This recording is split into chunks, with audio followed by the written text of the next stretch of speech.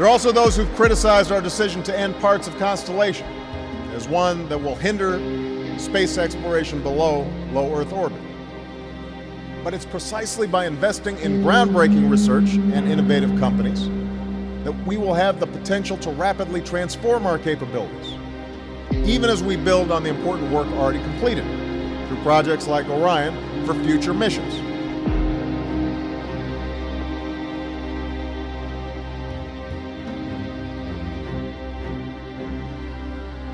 And unlike the previous program, we are setting a course with specific and achievable milestones. Early in the next decade, a set of crewed flights will test and prove the systems required for exploration beyond low Earth orbit. The systems required for exploration beyond low Earth orbit.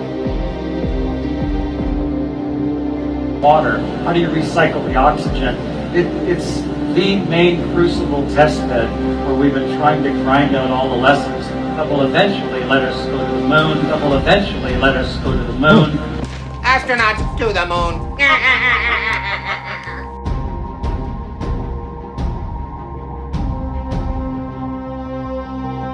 Well, that's a great question. The plan that NASA has is to build a rocket called SLS, which is a heavy lift rocket.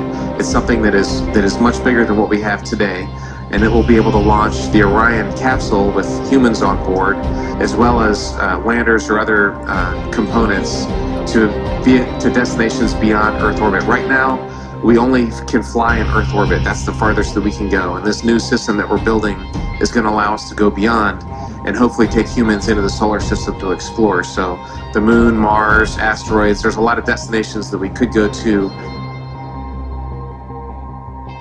And we're building these building block components in order to allow us to do that eventually.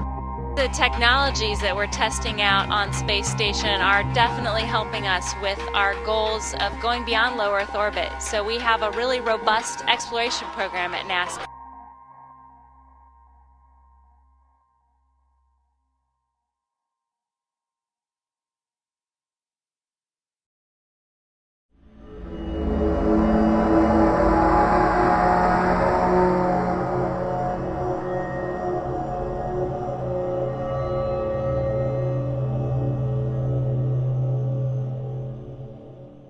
I'm not going to tell you the title of the sermon yet. What I want to do is I want to ask you a few questions. It's not going to be unorthodox, it's just going to be questions.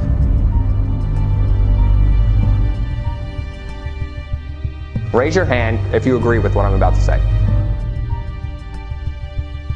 Do you agree that the government or science lied to us about evolution? Raise your hand. Do you believe and agree that the government or science lied to us about the Big Bang?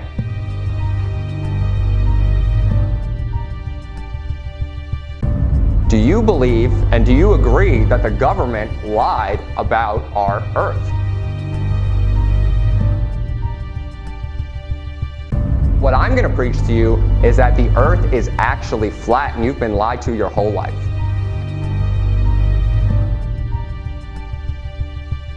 So let me ask you a few questions. Those of you, I'm not going to put anything against you. I'm not going to make you feel bad. Raise your hand if you believe that the Earth is a sphere. It's okay. Let me ask you something. Do you know anything why you believe that? Let me ask you 4 questions that you should know if you honestly believe this. 1. What is the angle of the axis of our rotation of the Earth? 23 degrees. About 23.5, correct. How fast does the Earth spin around the Sun, according to science? Raise your hand if you know the answer.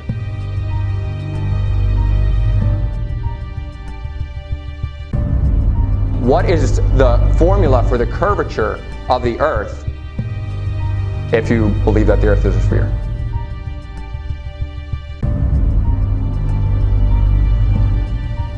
Nobody? Okay, so what the formula is it's 8 inches per mile squared. So one person, maybe 2, had the answer to all those to 2 of those questions. But you guys believe in something, right? You guys believe in this thing, right? But do you honestly, from your heart know anything about it? Or do you believe it because you've been taught it since you were a child? In the same way we're taught evolution from childhood, everybody in this room raised their hand. They told me they do not believe in the Big Bang. You know you have to believe in the Big Bang to believe that the Earth is a sphere. You don't get to pick. The reason I say that is because the Earth is spinning around the sun, according to the science, because of the sun's gravity. The sun is traveling through our galaxy at 515,000 miles per hour. Why is it doing that? Because of the Big Bang. And our galaxy is continuing to travel even faster than that into nothing. Obviously, the galaxy is traveling through the universe, but the universe is expanding into nothing. That's what science tells you. So you have to believe in the Big Bang to believe that the Earth is a sphere. You don't get to pick. And people that try and make this distinction, no, the Earth is a sphere, and it's circling around the sun, and our galaxy is moving at 515,000 miles per hour, and there's billions of other planets, and there's billions of other stars, but the Big Bang isn't true, and evolution isn't true. You don't get to say that. It's the unholy trinity. You have to believe in 3, or you don't get to believe in any of them.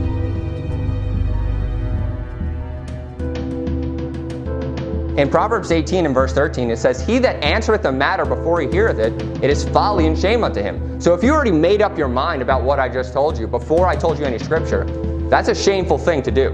I want you to keep an open mind, keep your eyes open, read what I'm telling you. You're going to go to each verse with me. In Hosea chapter 4, verse 6, it says, "My people are destroyed for lack of knowledge, because thou hast rejected knowledge. I will also reject thee, that thou shalt be no priest to me.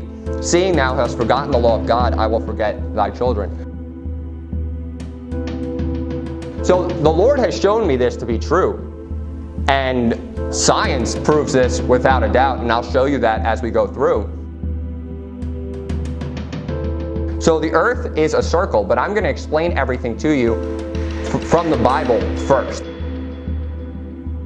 So what you're seeing on top, you see that circular dome looking thing? That is what's called the firmament. That is what the Bible calls the firmament. So you're in Genesis chapter 1.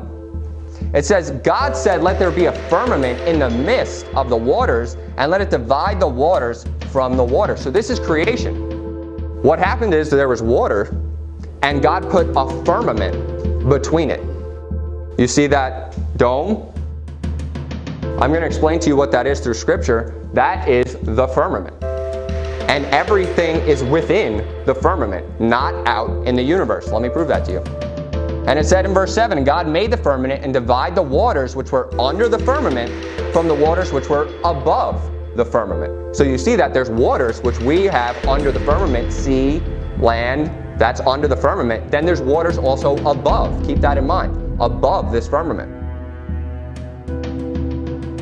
What does firmament mean? Well, firmament, the first word firma, actually just means solid, and ment is just the end of a noun.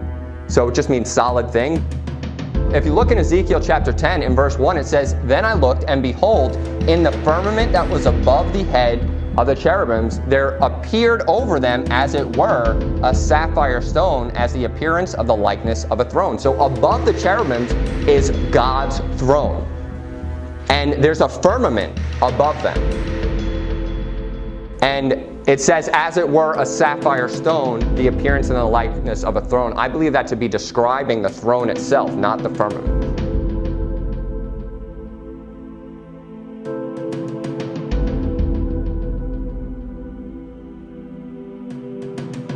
There's a firmament above the head of the cherubims where God's throne is. Where God's throne is, it's describing a firmament under him. You see that? The firmament is under it. So I'm going to show you what a firmament actually is. Revelation chapter 4, look in verse 6. "And before the throne there was a sea of glass, like unto crystal. And in the midst of the throne, round about the throne, were 4 beasts full of eyes before and behind." So what is the firmament? It's a sea of glass. It is described by the Bible.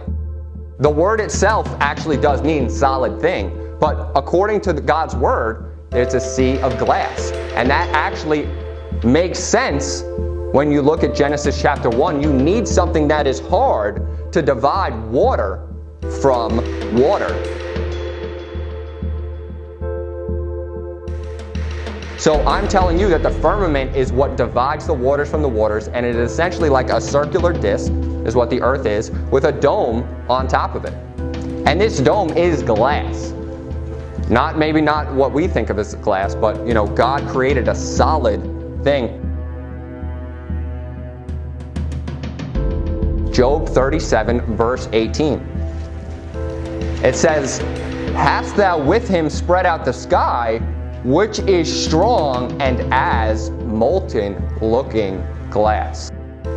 So the firmament is glass. It's as molten looking glass. The firmament was under the throne, that sea of glass, and it is also what divides the waters from the waters.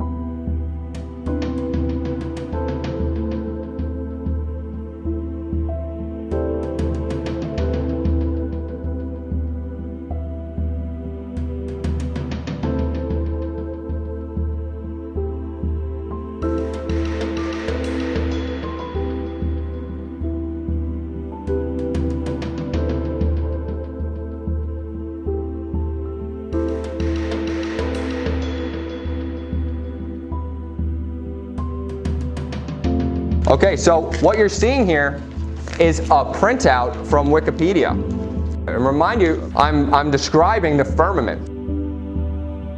There's something called Operation Dominic, and if you look at the right, you see that explosion at the right there?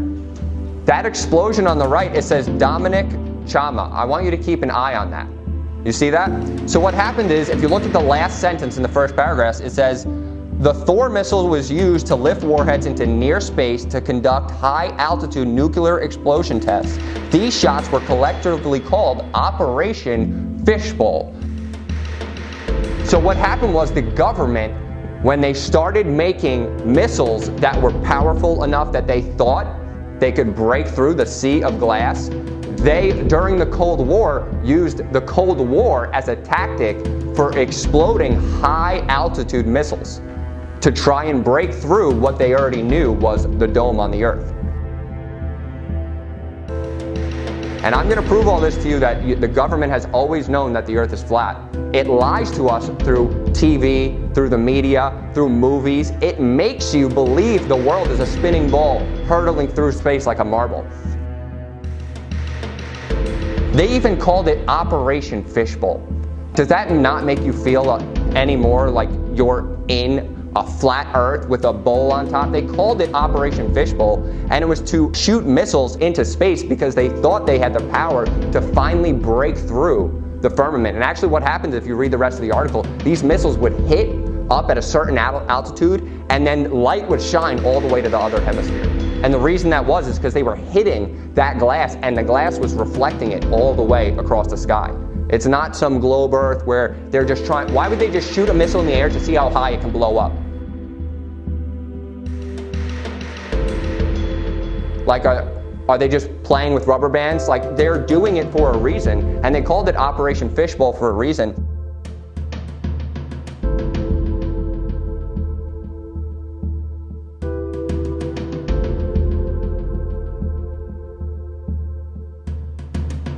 And also their original name was Dominic Charma, and if you see on your packet, I describe what Dominic Charma actually means.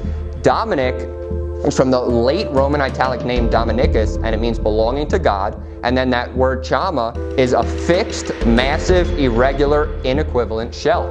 So they originally called it the shell belonging to God, but then they just termed it Operation Fishbowl.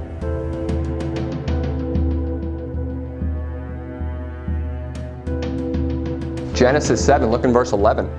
It says, "In the 600th year of Noah's life, in the 2nd month, the 17th day of the month, the same day were all the fountains of the great deep broken up, and the windows of heaven were opened." So, some people will just look at this figuratively. But when you realize that the earth is flat, you start to see the Bible a lot more literally.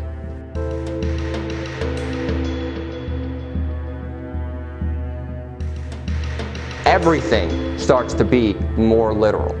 Stars falling to the earth, the sun and the moon being within the firmament will make a lot more sense when we start going over how the sun and the moon circulate the earth, not the other way around. We do not circle the sun. That is false. That's a false teaching. So what's happening here is when he's opening the windows of heaven, remember we said the firmament was dividing the waters from the waters. So when he's opening the windows of heaven, what is coming down? The waters that he had divided. That's how he's able to flood the entire earth. How do you flood a ball earth that's spinning like a tennis ball? Have you ever seen a wet tennis ball and you throw it and all of the water comes off of it as it's spinning? Well, they say the reason that the water doesn't leave the earth is because of gravity. But if gravity is strong enough to hold in trillions of tons of water to the earth, but a balloon can fly, a bird can leave the earth at any point, you don't have to feel like you're being pulled down at every second, but trillions of tons of water are held to the earth. Does that make any sense? What actually is happening is it's called density. So anything that is more dense than air will sink in air. Anything that's more dense in water will sink in water. Why is gravity stopping you from, let's say, you know how Isaac Newton, got hit on the head with an apple? That was because the apple was more dense than the air. And he got hit. If he was in water, that apple would have stopped right on the water. Why is the apple not going through the water if it's gravity pulling it down to the center? Because it's not more dense than the water. It's just a simple matter of density. They try and make gravity seem like the all-encompassing thing. And that's why they say because of gravity we can have multiple universes. Because of gravity we can have all these things happening. Why is it that there's no observable form of gravity on Earth? There is no object massive enough to have other objects come cling to it in the way that the sun does. They say that the sun is so heavy that the earth and the moon and all the planets circle around it.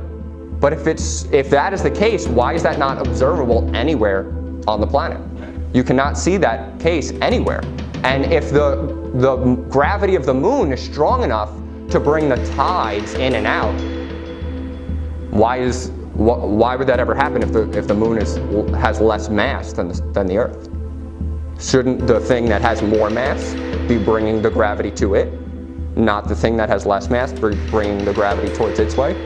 It doesn't make any sense. Their logic doesn't make any sense. And the pictures that you see of space, the pictures that you see of all these planets and all these galaxies, NASA has admitted that they're all fake. They're CGI. And they say they have to be CGI because they want you to believe a lie. And let me just tell you, satellites have got to be the stupidest thing. Have you ever seen a satellite? Doesn't it just look like R2-D2? Like they're messing with you. They're messing with you. They say the satellites spin around the Earth in the thermosphere. The thermosphere is 2,500 degrees Celsius according to their science. And the satellites are made of titanium. It burns at 1,600 degrees. It melts. They lie to you. They just mess with your mind. They say it's made of gold. Gold has an even lower melting point, 1,200 degrees.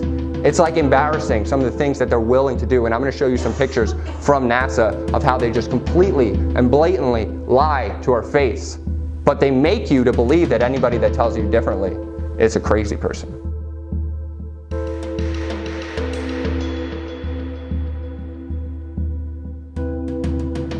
These are actual depictions from NASA of what the Earth has looked like over the years. These are literally from NASA, released to the public. Look at 1975. See that big massive thing of clouds, but then you can see a little bit of continent under it?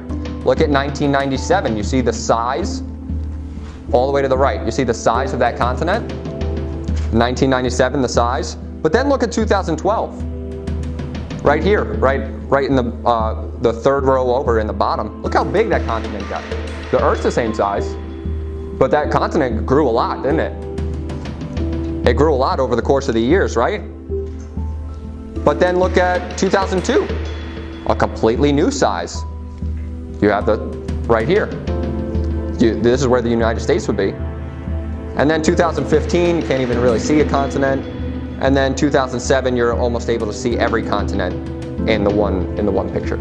So their pictures are changing from year to year. They're never the same. They never look the same. They never match along the Earth doesn't look the same. Look at the colors don't match. The sizes never match. The Earth is always the same size, but everything in it is just a mess.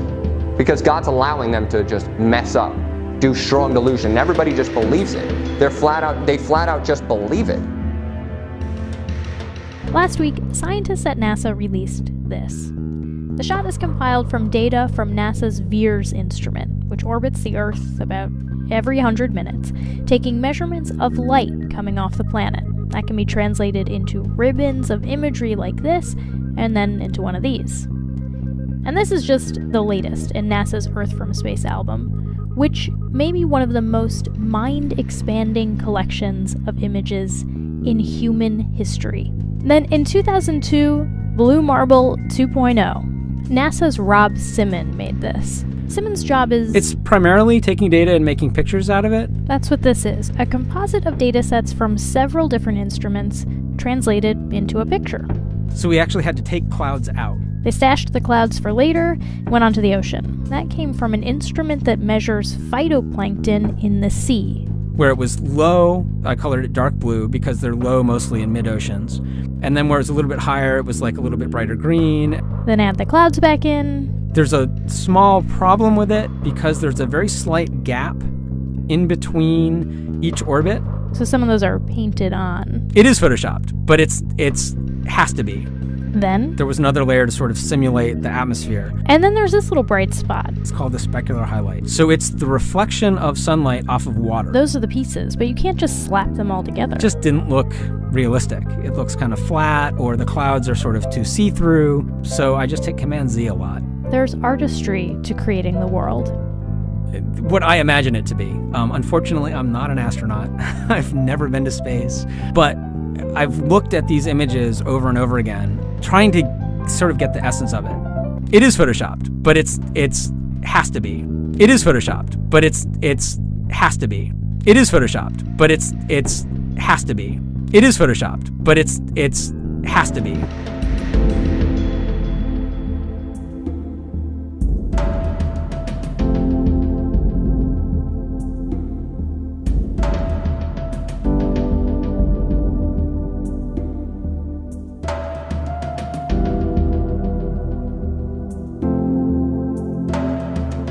Many lines of evidence to show that Earth is round, including Apollo photos of the round Earth. And of course, we've taken all these amazing pictures from space. They're so beautiful, all those pictures of the Earth.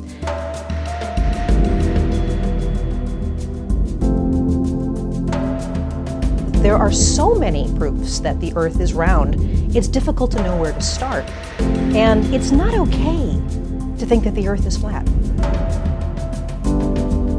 This is not a viable argument.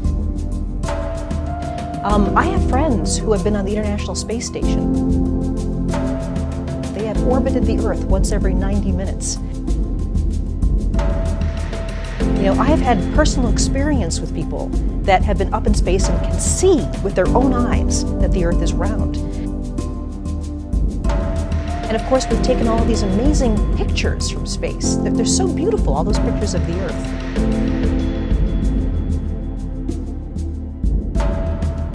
It is photoshopped, but it's has to be. It is photoshopped, but it's has to be. It is photoshopped, but it's has to be. It is photoshopped, but it's has to be. Remember, we're talking about the earth and the water and how the firmament is dividing the water from the water. Look in 2 Peter chapter 3, verse 5. For this they willingly are ignorant of, that by the word of God the heavens were of old, and the earth standing out of the water and in the water.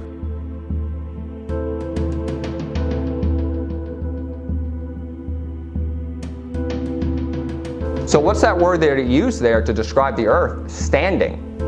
The earth is standing out of the water and in the water. That's describing the division of the waters from the firmament. But there's a reason he says the word standing, because it's not rotating, because it's not spinning, because it's not hurtling through space like a marble.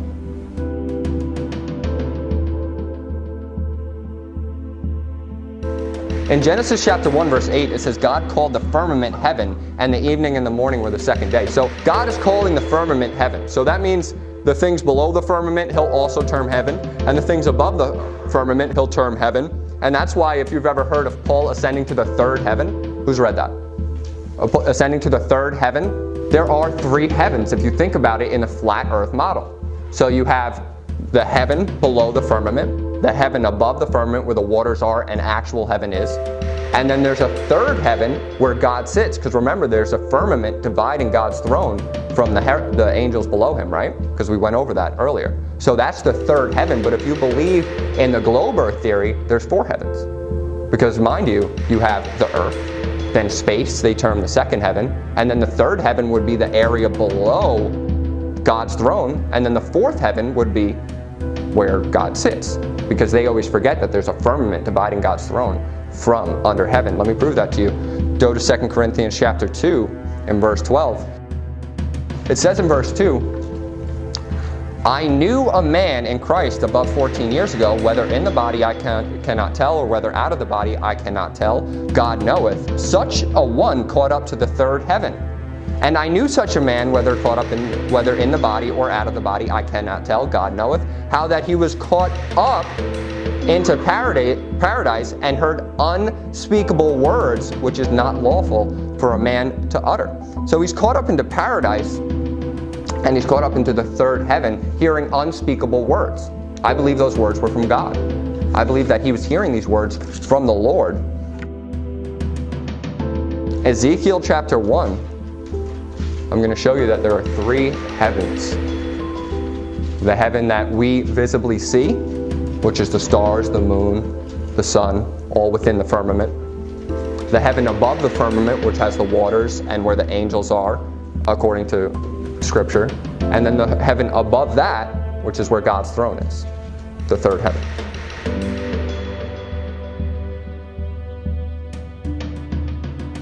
So in Ezekiel chapter 1 and verse 22, it says, the likeness of the firmament upon the heads of the living creature was the color of the terrible crystal. So what's that firmament describing? Again, it's the terrible crystal, that glass that we were talking about. Stretched over their heads above, and above the firmament that was over their heads was the likeness of a throne, as the appearance of a sapphire stone. So that, remember, we were talking about the throne being a sapphire stone and the firmament below it being that glass.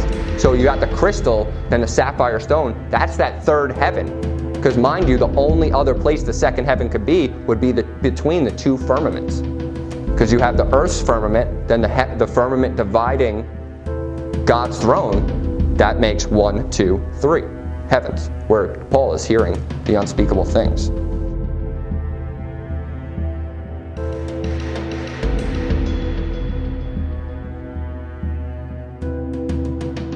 In Psalm chapter 19, in verse 1, it says, the heavens declare the glory of God, and the firmament showeth his handiwork.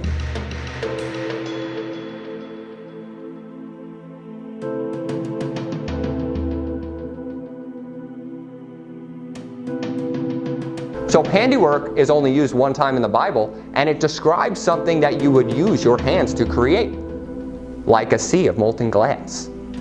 If the heavens are declaring the glory of God because the sun and the moon and the stars have their own glory, the light, but the firmament is showing his handiwork, that's him creating something over the heavens, the firmament. That's what that is. Turn to Revelation chapter 6. And they never show any stars in the background. I want you to always keep that in mind. There's never any stars behind the earth. There's never any stars behind the moon, because they always forget to put them in there. But they say there's infinite amount of stars in the universe. And if there was an infinite amount of stars in the universe, you would only see light when you looked up. You would only see light when you looked up. No matter how long it takes the light to get here, the light's already here. They're saying our universe is, remind you, you have to believe in the Big Bang Theory to believe this is true, because the light is coming from millions of light years in the past. So when you're seeing this light, according to them, it was millions of years ago that you saw that. Well, that is coming now. That sun could be exploded by now. That sun could be gone. But you're seeing the light coming from it. And they say there's an infinite, I'll go over the exact numbers, but they say there's almost an infinite amount of stars in the universe. And if that was true, you would see nothing but light everywhere. There would be no spot, there would be no light. But there's only, and when you look, it's funny, if you do like a time lapse of the stars, you always see the same exact stars. But if you're traveling through space at 515,000 miles an hour, around the sun at 1,000 miles an hour, why are you seeing the same stars every single year at the same exact time? It doesn't make any sense. It's foolish.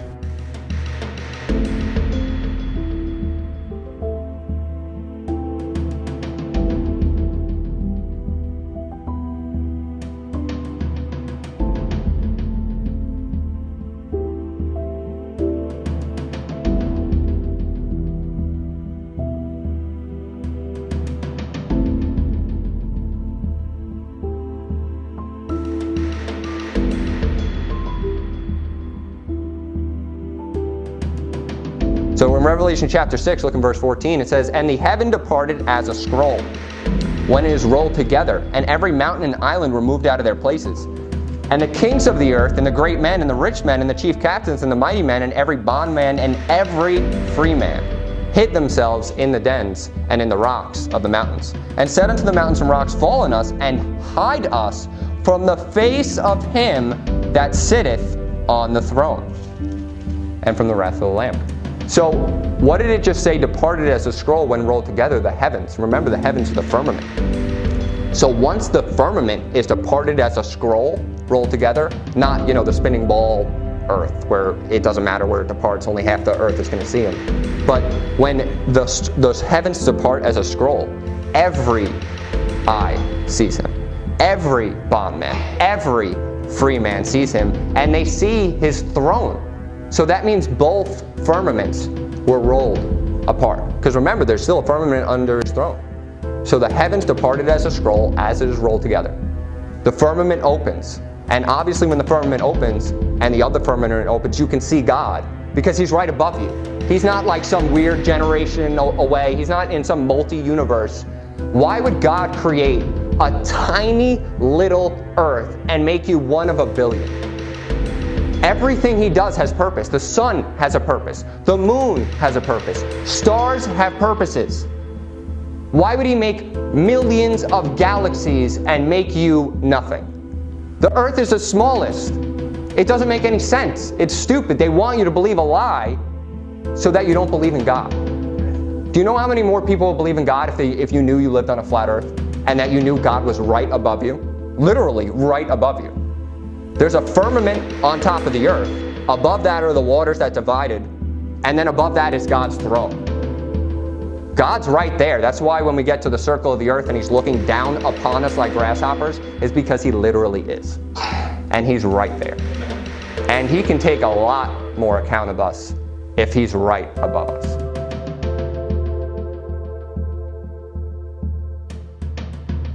Revelation chapter 1, behold, in verse 7, he cometh with clouds, and every eye shall see him.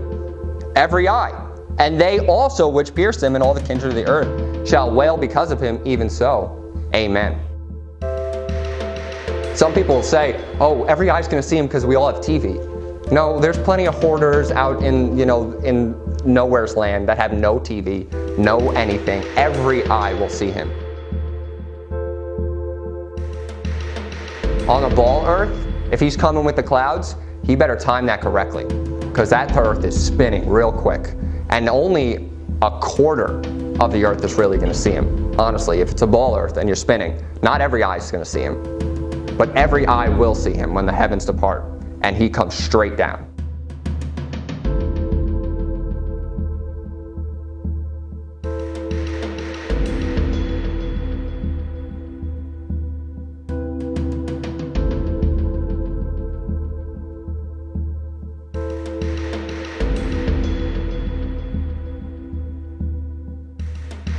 So in Daniel chapter 4, it's talking about a tree, and it says, the tree grew and was strong, and the height thereof reached unto heaven. So the height is reaching above the clouds unto heaven. It's going very high up.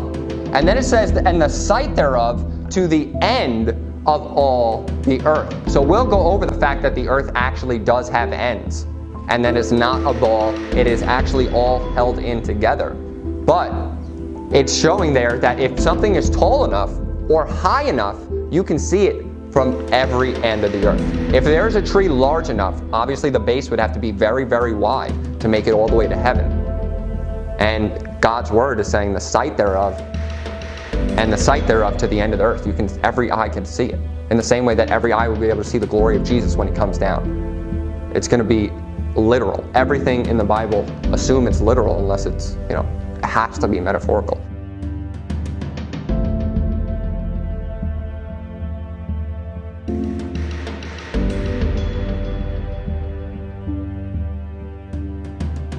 And it says in Matthew 4, verse 8, again the devil taketh him up to an exceeding high mountain, and showeth him all the kingdoms of the world and the glory of them.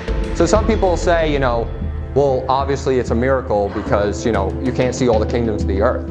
But why would it say an exceeding high mountain? And why would it say showing him all the kingdoms of the earth? Because the mountain has to be extremely high if you can see across a flat earth all the kingdoms of the earth and the glory of them. So you have, even on a very, very clear day, on a very, very high mountain, you could see a lot of land. You could see all the kingdoms at that time. And I believe there's a reason it says an exceeding high mountain. It would have just said he just took him up and he saw everything. There's a reason he brought him to an exceeding high mountain to show him all the kingdoms of the earth.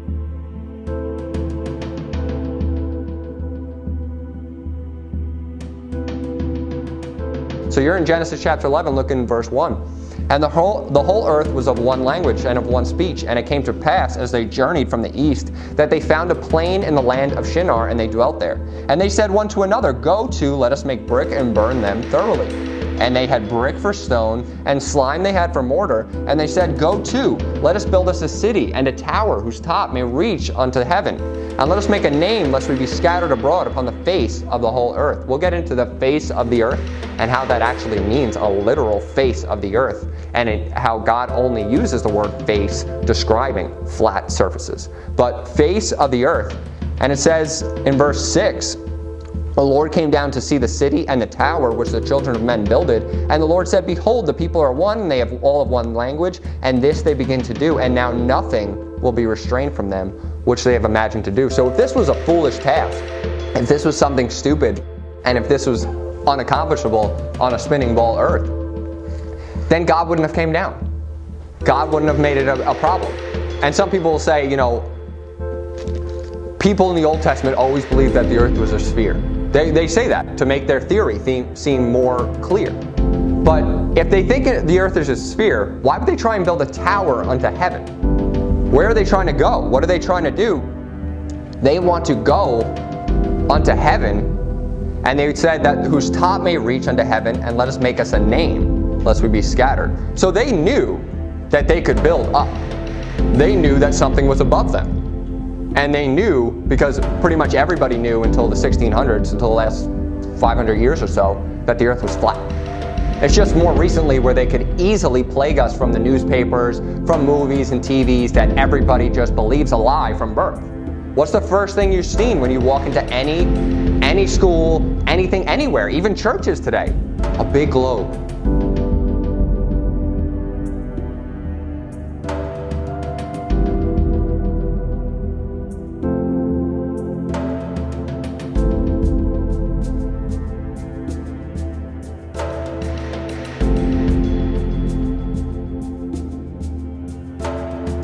The sun, moon, and stars are within the firmament. We are not spinning around them. We are not, just hurtling through space and they're everywhere. No, they're all within the firmament. Look in verse 9, it said, God said, let the waters under the heaven be gathered together into one place. Remind you, there was waters below the heaven and above the heaven. Be gathered into one place, and let the dry land appear. And it was so.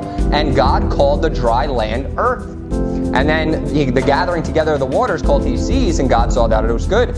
And God said, let there be lights in the firmament of the heaven to divide the day from the night, and let them be for signs and for seasons and for days and for years. So when Earth is spinning continually and you're seeing the same exact stars, then I don't know how that's possible in their theory. The reason that God created stars and the sun and the moon was for signs, for seasons, and the sun was given to give heat on the earth, and the moon was given for a light by night.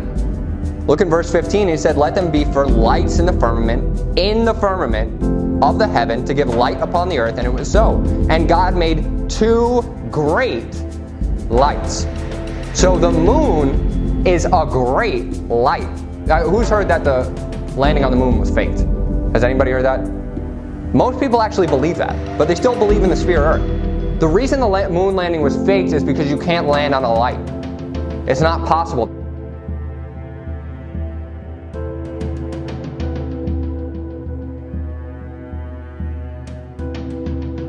See the blue sky, and then you see the moon? If the moon had a shade on it, that would be black. You wouldn't be able to see blue sky behind it. That's a fake when they show you the moon in space. This is what the moon really looks like. It's a light.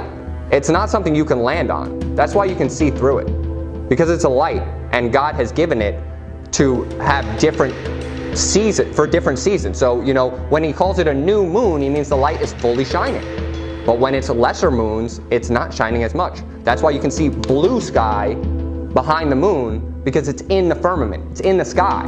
It's within our own enclosed system. If this was the shade of the sun, this would have to be black, because that's what a shadow is. Black.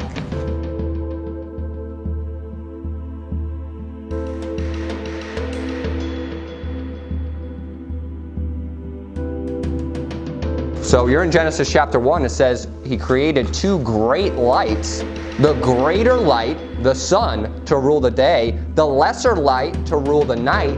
He made the stars also. And God set them in the firmament. I don't know how many times he can say it, but he said it at least 3 times so far. In the firmament of the heaven to give light upon the earth. So reasons for the sun and the moon to give light upon the earth.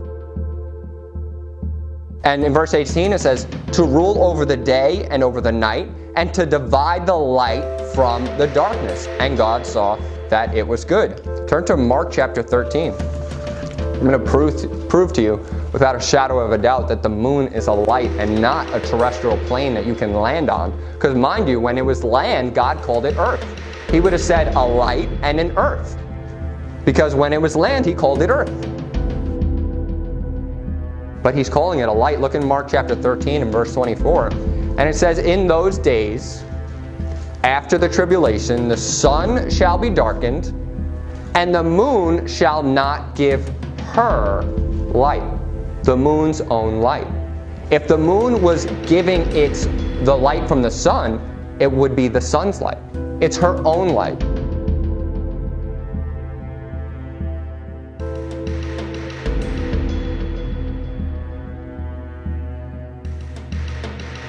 This is a literal picture from NASA that they released to the public. And in their fake CGI imaging right here, you can see that they're taking this picture from behind their false moon and their false world. And the sun is shining on the earth, but it forgot to shine on the moon. It forgot right here. There's no sun here. There's no light here. This was released to the public. There would be light here if the sun was behind it. This should be illuminated. It's darkened because it's fake. And the moon's a light. Revelation 21:23 reads, and the city had no need of the sun, neither of the moon to shine in it. For the glory of God did lighten it, and the Lamb is the light thereof. So why would it mention the moon as a light if it wasn't giving it off its own light? You wouldn't need that extra wording there. It doesn't make sense.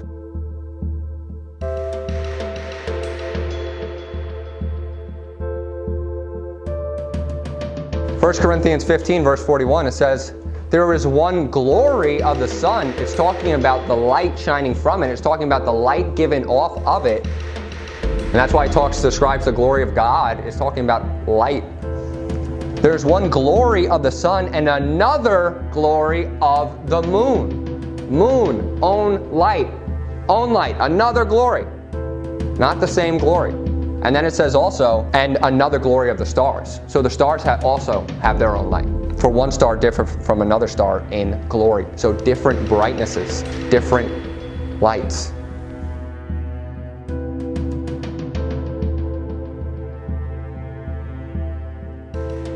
And mind you, if the moon is a light and not a plane, everything you've ever been told is a lie. Everything you've ever been told is a lie, because the moon can't have gravity if it's a lesser light. And actually the moon and the sun are the same size. Why would they look the same exact size and be exactly the perfect distance away from each other to look the exact same size? If the sun is billions of times bigger than the earth, or however many times bigger, and it would have to be the perfect distance away, and the moon would have to be the perfect distance away for them to be the same exact size. It doesn't make sense. They're the same size. One's just a light for night and the other's a light for day. They're in the firmament.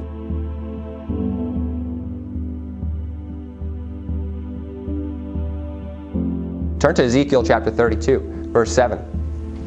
Verse 7 says, "When I shall put thee out, I will cover the heaven and make the stars thereof dark, and I will cover the sun with a cloud, and the moon shall not give her light. All the bright lights of heaven will I make dark over thee, and I shall set darkness upon the land." So the reason he says it will be dark is because the moon will not give her light. The moon is a light. I'm just going to beat this right into the ground. Jeremiah 31, verse 35. I actually had to cut out about 40 more verses of this just because it was too repetitive, but I really need to show you this. Jeremiah 31, verse 35 reads, "Thus saith the Lord, which giveth the sun for a light by day, and the ordinances," keep in mind, ordinances is like a setting of something, you set ordinances. So the ordinance of the sun and the moon would be the rotation thereof. And it says the ordinances of the moon and of the stars for a light by night. So the moon is a light, and the stars are a light for night, which divideth the sea when the waves thereof roar. The Lord of hosts is his name.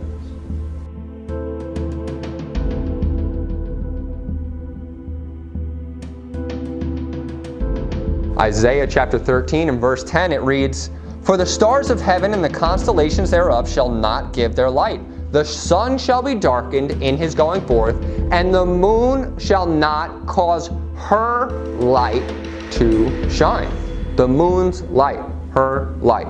The moon gives off its own light, and it is not a plane you can land on. That's why the moon landing was a fake. And that's why the guy looked like a nut job when he was trying to explain how he landed on the moon, because you can't land on a light. It's just not possible. It doesn't make sense. We were never able to see stars from the lunar surface or on the daylight side of the moon by eye without looking through the optics. I don't recall during the period of time that we were photographing the solar corona what stars we could see. I don't remember seeing any. I don't remember seeing any. I don't remember seeing any.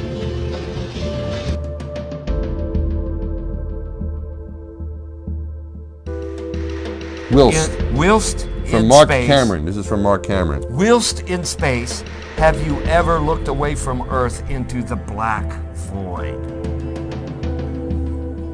Yeah. All because the you can time. see. Because you can see the stars. Oh yeah. And pretty much all the time you can see the stars. Yeah.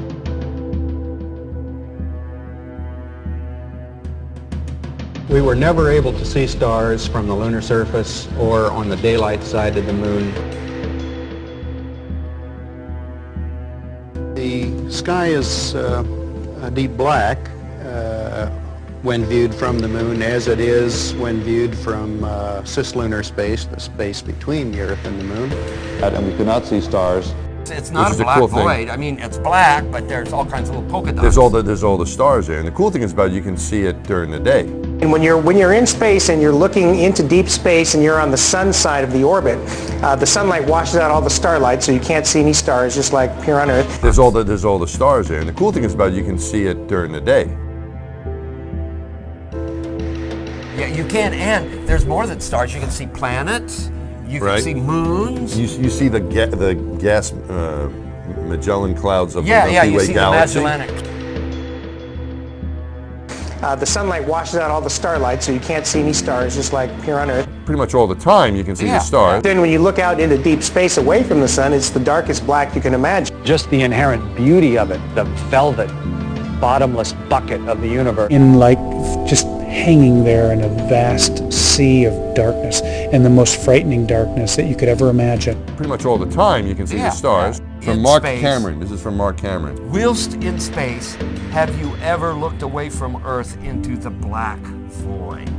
And the most frightening darkness that you could ever imagine. Pretty much all the time you can see the stars. Sky, of course, was black, but it had sort of a velvet sheen to it. The biggest visual surprise was just how black the sky was. You have a brilliant sun, brighter than any sun you normally would see even here in New Mexico. You have these extraordinarily high mountains. We were in a valley deeper than the Grand Canyon. But then you have this black sky, a sky blacker than black. It's the old Vidicon expression used to be. There's all the stars there. And the cool thing is about it, you can see it during the day. I've often tried to explain the difference between darkness, when you turn out the lights and it's dark in here, or blackness. Blackness is the endlessness of it all. It's hard to comprehend.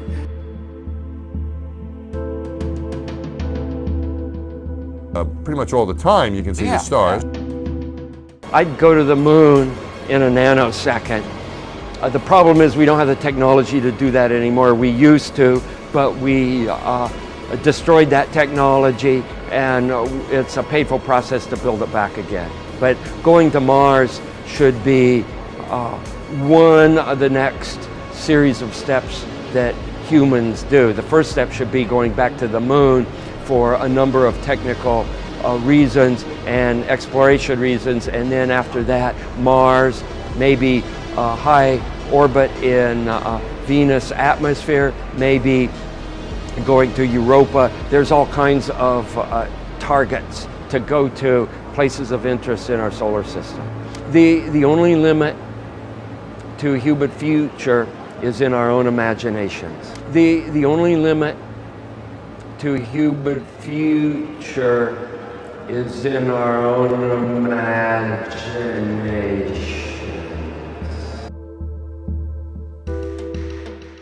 The Vector, NASA's official logo. If you've ever looked at NASA's official logo, both their official insignia and their official seal, you'll see that the most prominent object in the seal is a red swooshing object. They call that the chevron or the vector.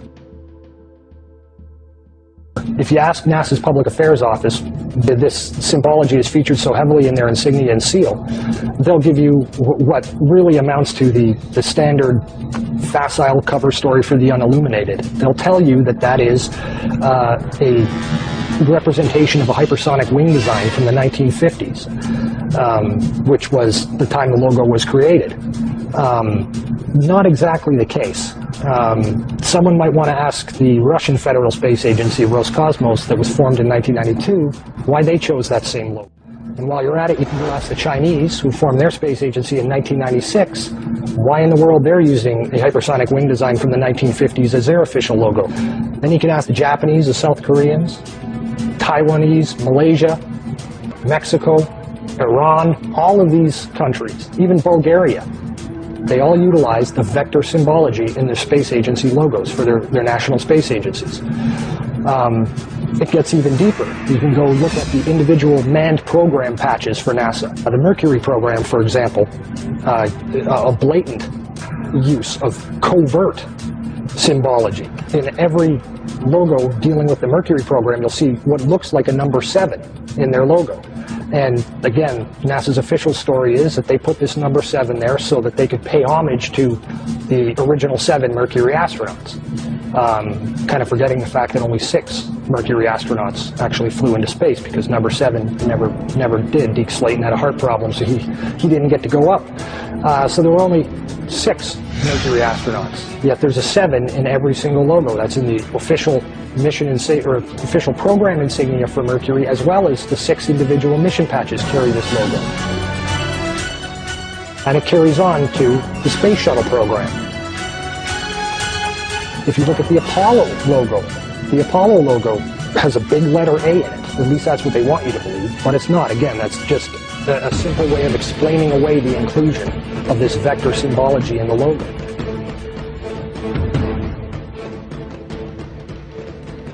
If you go to the space shuttle program, the original Space Shuttle STS program patch is a triangular patch that, again, hides the use of the chevronic vector symbology. And that also goes for many of the STS-specific mission patches. Every single one of the International Space Station expedition patches carry the vector symbology. The Russian Mir space station used the vector symbology. That was their official logo.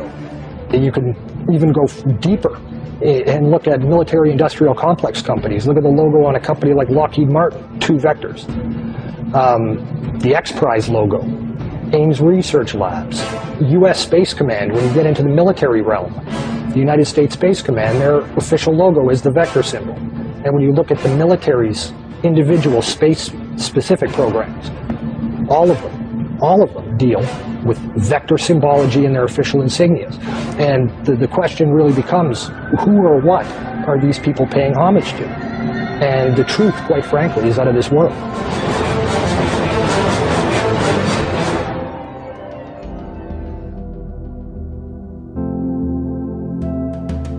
Genesis chapter 2 verse 1 reads, "Thus the heavens and the earth were finished, and all the host of them." So all the host of them, if you believe in the globe model, would include the universe.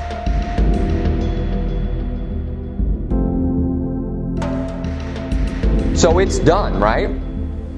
But if you believe the earth is a globe spinning through space, it's not done. You have to believe that the universe is ever expanding. That's why it's spinning through space. That's why our galaxy is constantly, according to science, traveling through space, because it's expanding into nothing. But God says, we're finished. Everything's finished. Everything's done. There's no more creating happening. There's no more expanse happening. It's done. The heavens and the earth are finished, and it's an enclosed system. And it's all right here.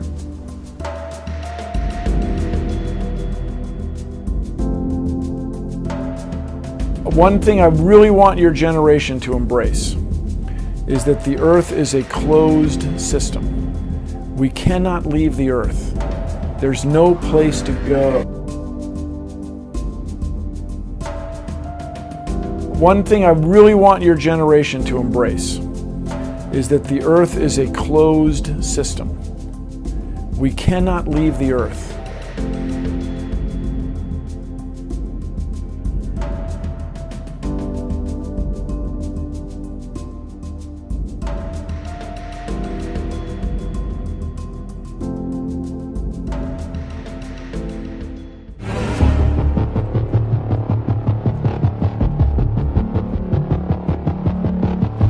Orion is getting ready to launch.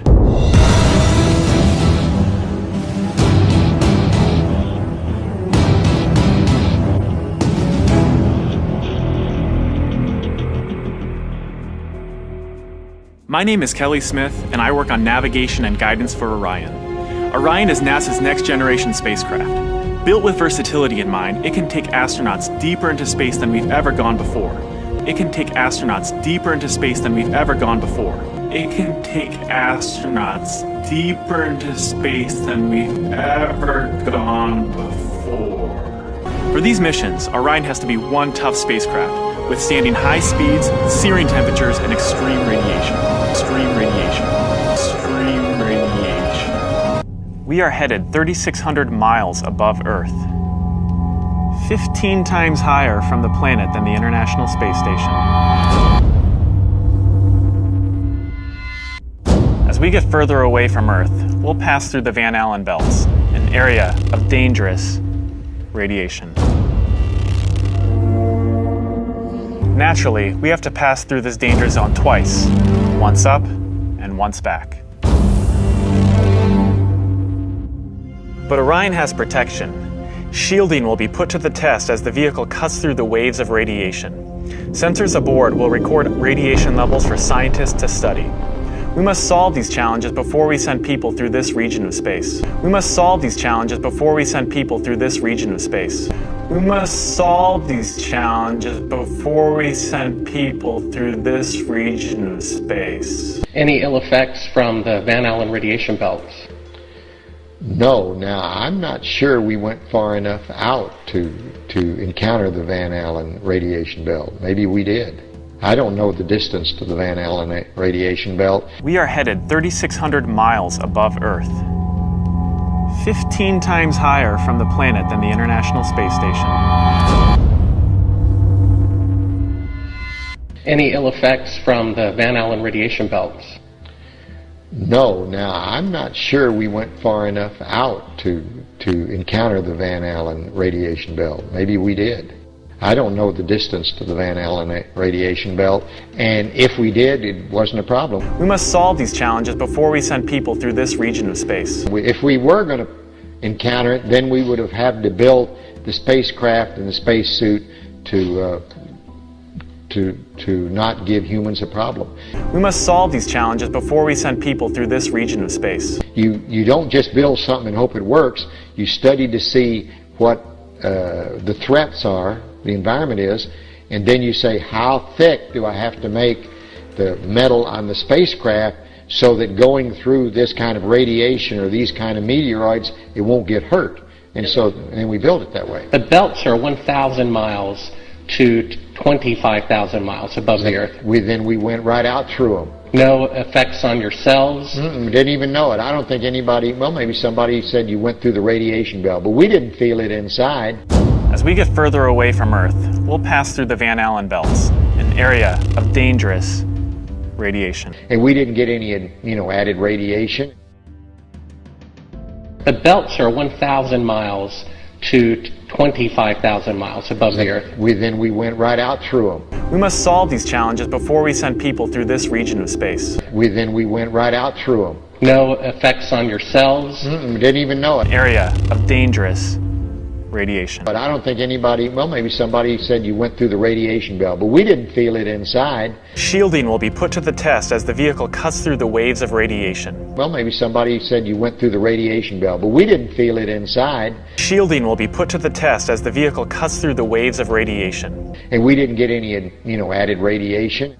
No effects on your cells? Didn't even know it. I don't think anybody, well, maybe somebody said you went through the radiation belt, but we didn't feel it inside. An area of dangerous radiation. And we didn't get any, added radiation.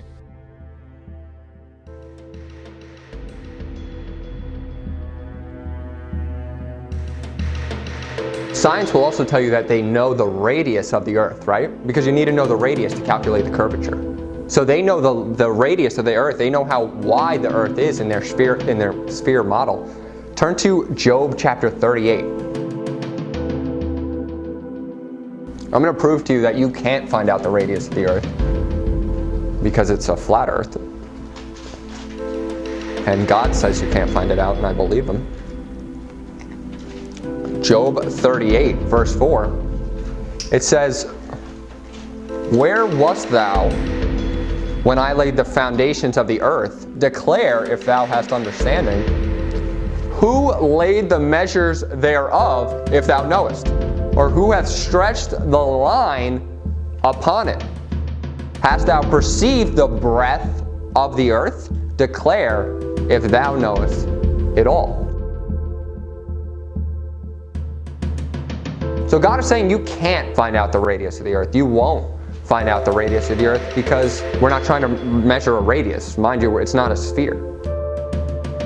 And I'm sure maybe we could measure from endpoint to endpoint, but they're not going to let us do that because, they all are pushing this globe theory, but that's still not the radius up and down. We'll never find that out. We'll never know that.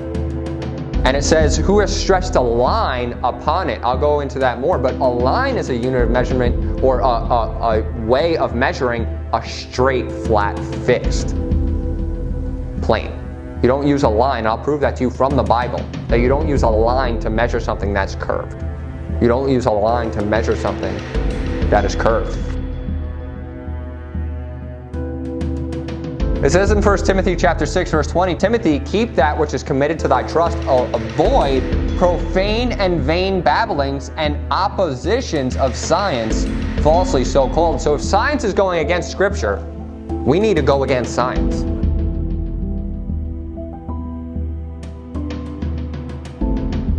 But actually the real science proves the earth is flat. Real science proves that the earth is flat. And I mean, I know for sure, I started realizing this when I used to live at home in Mattatuck. So I used to live in a place called Mattatuck, which is at the tip of Long Island. And if you looked across on a clear day, I could see the shore of Connecticut. And the shore of Connecticut is about 17 miles away. And I started to question, because I was a physics major when I went to college for my first year. And I started to question the curvature. And I know I heard, from the media, it's just a mirage. The two-bread mirages are upside down, and they're supposed to be inverted. So you can't say that something's a mirage from the curvature. Found this photo, Randmere State Park. This is from Joshua Nowicki. And what you're seeing here is a mirage. We typically would not be able to see this from the Lake Michigan shore. We talked about this last night. Conditions are right on the lake. We're actually seeing a mirage of the Chicago skyline. The two-bread mirages are upside down, and they're supposed to be inverted.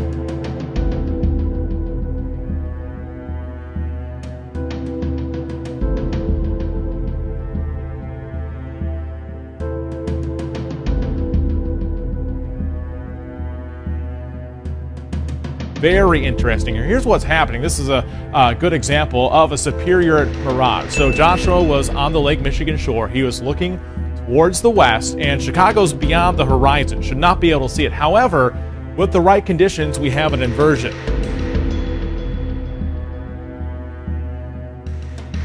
Chicago's beyond the horizon. Should not be able to see it. With the right conditions, we have an inversion. We typically would not be able to see this from the Lake Michigan shore.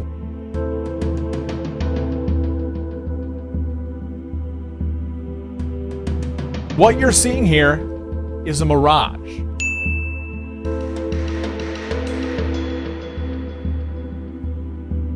We typically would not be able to see this from the Lake Michigan shore.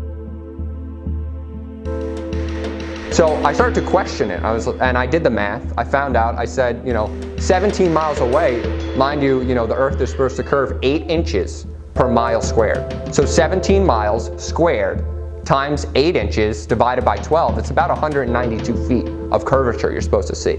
So I shouldn't be able to see the shore, let alone any buildings in Connecticut, but it was clear as day. Even with and then just get binoculars, then it's even more clear. It's easy that you're just looking at a flat surface.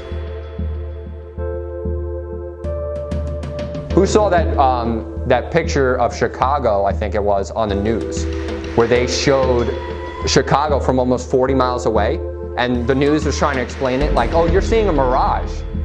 Mirages are inverted. Chicago would have been upside down. You were actually seeing, they were proving that the earth is flat, because 40 miles away is a very, very long distance, and the earth should have curved, I didn't do the math for this one, but at least 400 feet, maybe 600 feet. Probably more than that. I didn't even do the math yet. But it's just a big lie. It's always been a lie. And some people will say, well, what about sailboats? When you see a sailboat going, that sailboat, it drops, right? No, it doesn't. Get binoculars. You'll just see the bottom of it right there. But I'll just prove to you why that happens. So when you're looking at something, picture you're looking down a hallway. You ever see a hallway? You know that every single border is the same, right? It's equidistant this way and equidistant this way. What happens to your vision as it goes farther away? It looks like the top is coming down, right? It looks like the top is getting lower. But it's not getting lower, it's the same height. If you walked all the way over there, it would be the same height. But all the converging lines come to your field of vision. So when you see a sailboat or a boat going away from you, it looks like it's getting lower.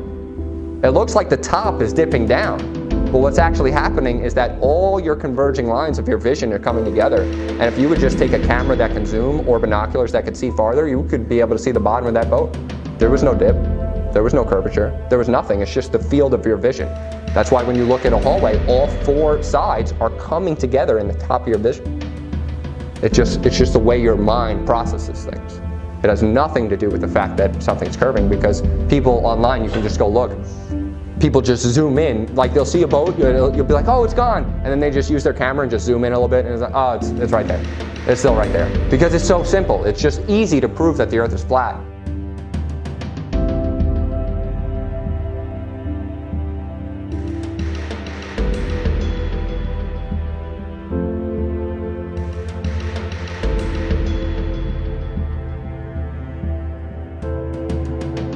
You're in Isaiah chapter 44, look in verse 13. It says, the carpenter stretcheth out his rule, he marketh it out with a line, he fitteth it with planes. So remember we were talking about a line, how to measure with a line. Well, when you're stretching out your rule and you're fitting it with a plane is a flat surface. So when God was talking about measuring the earth with a line, he was measuring a flat surface. And what does he use to measure a curved surface? What would God call that? And it says, and he marketh it out with a compass, and he marketh out the figure of a man. So to mark with a compass, that's what God would use to measure curvature. But he's just measuring it with a line. That's why we went over that verse before. And in Joshua chapter 6, you don't have to turn there, it says, verse 3, and ye shall compass the city, all ye men of war. So when they were circling the city, he would describe the earth as compassed if it was round. But every time he describes measuring the earth, he describes it by stretching a line upon it, because it's flat.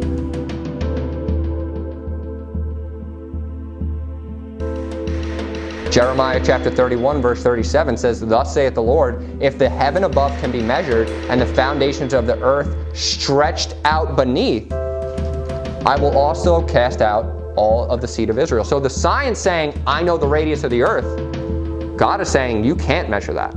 God is telling you you can never measure how high heaven is. You will never be able to figure that out. But science tells us we can, because they're lying. If God says we can't measure it, then we can't. And it says in Proverbs 25:3, the heaven for height, the earth for depth, and the heart of kings is unsearchable. So you'll never know how far the firmament is up, and you'll never know how deep hell is below us. Because you know how everybody says, and the Bible teaches that hell is below us. But isn't that such a finite place for hell? You know, you got billions of souls going to hell. And if you believe the earth is a globe, you only got so much space to put all those souls. We got to think of stuff more literally as a church, you know. If there's nothing under us, if it's an enclosed system and hell is beneath, God's got a lot of space to put hell. He's got a lot of space for all those souls.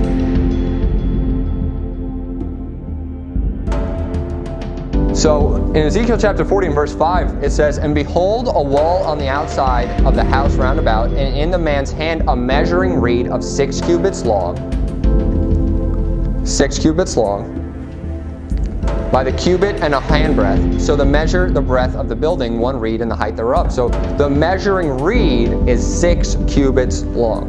1 reed is 6 cubits. I'm just going to use some science here real quick. 1 reed is 6 cubits. Turn to Ezekiel chapter 45, look in verse 1. It says, moreover, when ye shall divide by lot the land for inheritance, ye shall offer an oblation unto the Lord, a holy portion of the land. The length shall be the length of 25,000 reeds. So he's using 25,000 reeds to measure the length of land. But a reed is a straight object. A reed you would use to measure something flat. And 6 cubits is the length of a reed. Times that by 25,000 reeds, that's 225,000 feet, which is 42.6 miles that they're measuring. With the formula for the curvature of the earth would have dropped 1,200 feet by then. You wouldn't use a reed to measure 1,200 feet of curvature, and you didn't account for that in any of his measurements, because you have to account for curvature when you're actually measuring out distances. That's why if you talk to anybody that lays track for trains, they never account for curvature because it doesn't exist. There's no curvature in the earth. They only count for going up and down hills. There's no curvature. There's actually, if you actually do the math, there should be a lot of curvature when you're doing 40 miles, 50 miles, hundreds of miles. You're not buying more track for hundreds of miles when you should be if there's a lot of curvature. But It's just a big lie.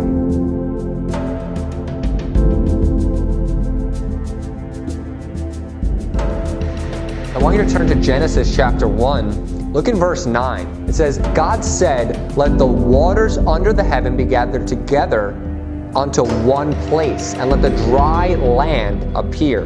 And it was so. So this is earth being created.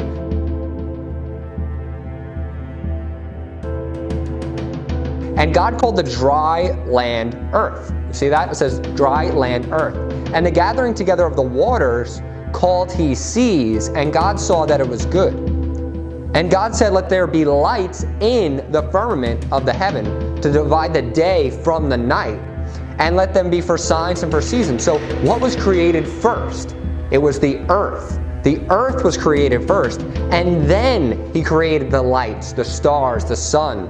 And it says, let them be for signs and for seasons and for years, and let them be for lights in the firmament of the heaven to give light upon the earth. And God made two great lights, so he didn't even create the sun and the moon yet. So now he's creating the sun and the moon, the greater light to rule the day, the lesser light to rule the night.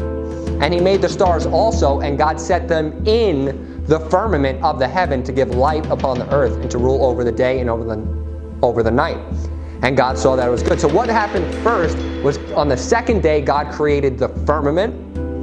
And then the third day, God created earth under the firmament, in the firmament. And then the fourth day, God creates the sun and the moon. So what was the earth rotating around before God created it? What was the earth rotating around before God created the sun?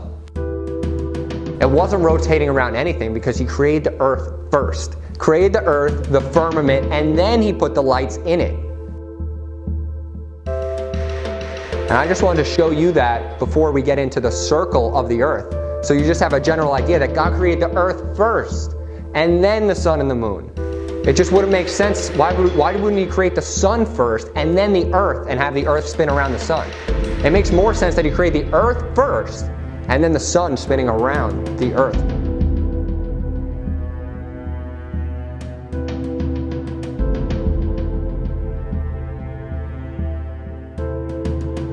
So let's get into the circle of the earth.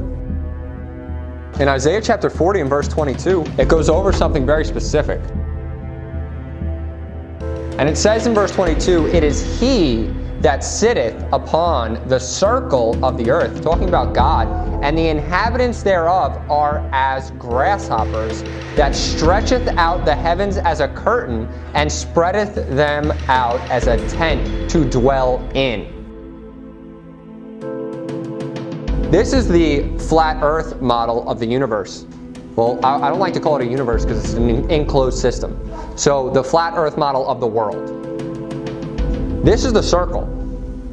If God is sitting upon the circle of the earth, he's sitting up here. Remember, we talked about God being above the firmament. He's sitting upon the circle of the earth and looking down, and the inhabitants thereof are as grasshoppers, looking down at the circle, us as grasshoppers. We're as grasshoppers to him. On the spinning ball earth, he's looking down and things are just spinning in front of his face. Things are just going everywhere, and things are more relative and literal in the Bible. He is literally looking down upon us.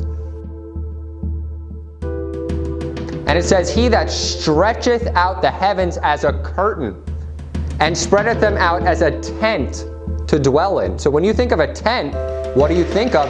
Something that's on a flat surface that is casing over it. It is over the earth. This is a tent. The heavens are as a tent.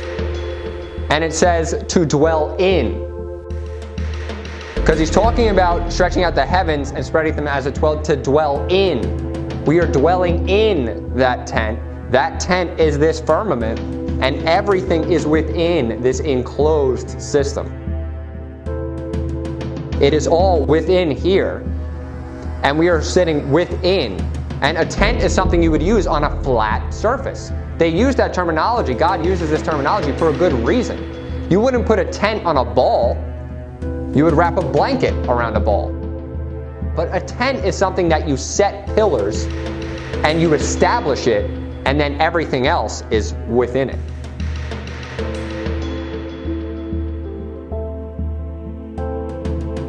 So I just wanted to go over why the earth is a circle, not a sphere, because some people will use that verse that he sitteth upon the circle of the earth, and they'll say, see, that's the word, that's sphere. That's a sphere. Or in Hebrew, circle means sphere. You know, they just want to go back. They want to go back to the Hebrew and just say, no, it's just a circle, and this is a circle. This is the circle of the earth. It's a flat disc, and he's looking down upon it. But it's not a sphere, it's a circle. And then if you're in Isaiah chapter 13, verse 13, I want to show you that the earth is in a fixed position. It is not rotating around the sun. It is not spinning through the galaxy. It is not being just propelled into nothingness. It's in a fixed position. Look in verse 13 of Isaiah 13. It says, therefore, I will shake the heavens. In order to shake something, it's usually stationary, right? I will shake the heavens, and the earth shall remove out of her place in the wrath of the Lord of hosts and in the day of his fierce anger. So her place is showing that the earth has a place, a position, a space that it is set.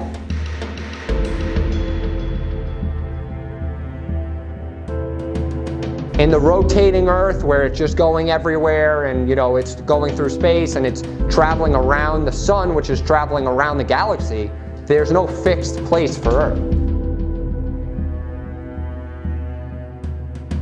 I'm just going to go through a bunch of verses that show that the Earth is in a fixed position and it is stationary and not rotating or spinning.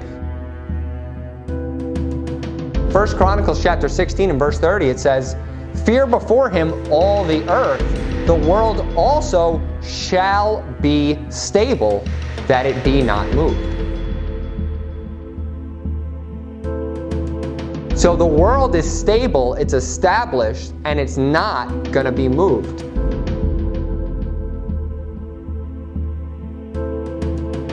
Psalm 33 and verse 8, it says, let all the earth fear the Lord. Let the inhabitants of the world stand in awe of him. For he spake, and it was done. He commanded, and it stood fast. So he's talking about the inhabitants of the world. And he's saying he spake, and it was done. Everything was created. And he commanded, and it stood fast. When something is staying, it stood, it's in one place. And when it's fastened. It's staying in that one place. Psalm 93 in verse 1. It says, the Lord reigneth, he is clothed with majesty, the Lord is clothed with strength, wherewith he had girded himself. The world also is established, that it cannot be moved.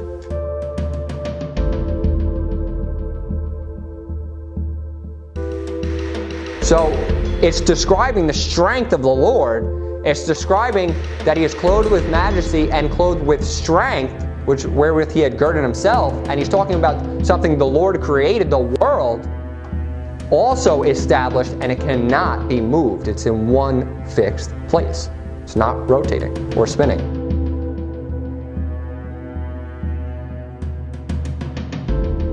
Turn to Psalm 104, verse 5. Verse 5 reads, who laid the foundation of the earth, that it should not be removed forever? So the foundation of the earth is, when you think of foundation, you got to think of what it is built upon.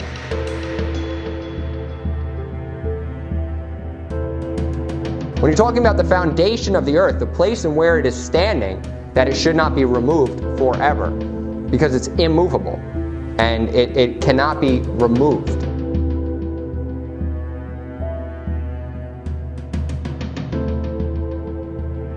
Isaiah chapter 45 and verse 18. It says, thus saith the Lord that created the heavens, God himself that formed the earth and made it. He hath established it. He created it not in vain, for he formed it to be inhabited. I am the Lord, and there is none else. So in this verse, what does it say? It says that he created the earth not in vain. He formed it to be inhabited. And he's saying he's the Lord. He made it. God himself formed the earth and he made it. He formed it not in vain. So if he formed the earth not in vain and it was made to be inhabited, the earth has a purpose. It was made to be inhabited by us. The sun has a purpose. It is made to give light upon the earth. The moon has a purpose. It is made to give light upon the earth when the sun is not, where it's not with the sun, because mind you, they're spinning in the same direction around the earth.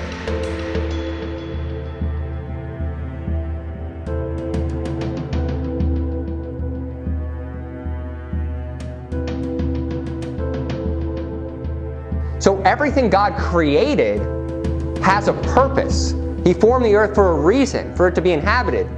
Why would he create a vast expanse of billions of galaxies, billions of other planets, billions of other stars, if they have no purpose? Because they don't have a purpose. They have no purpose if you believe that there's billions of other galaxies, billions of other stars, billions of other planets. Those things were created by science to deceive you, to make it seem like there could be other life out there.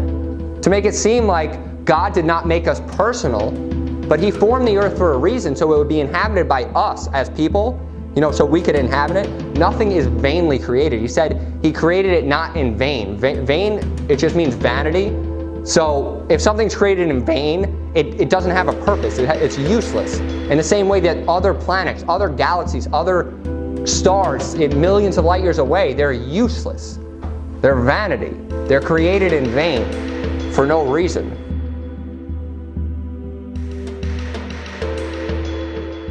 The earth, the flat earth system, everything in our system has a purpose. The sea has purpose, the land has purpose, the firmament itself has purpose, the sun and the moon and the stars within it have purpose. Other galaxies are they would be vanity. They would be created in vain. There's no purpose to them.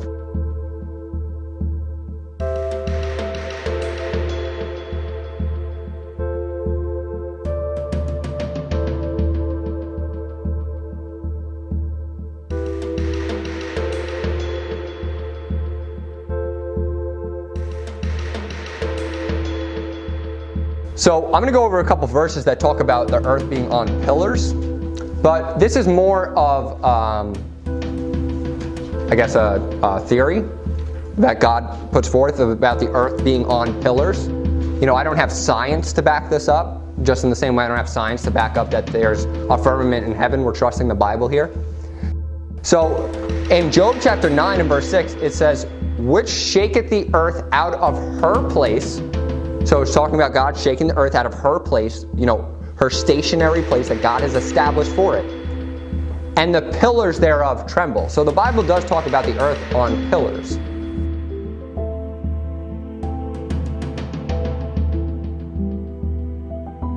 And the pillars necessarily don't have to have a foundation. Because some people will say, well, if the earth has pillars, then what about the earth being hung on nothing? The earth hangeth upon nothing. We'll go over that. But just because the earth has pillars, or if God describes it, the foundation, doesn't mean those pillars are on anything. So the earth can still be hung upon nothing. And the pillars thereof can be also theoretical in the sense that this is the Lord holding the earth up.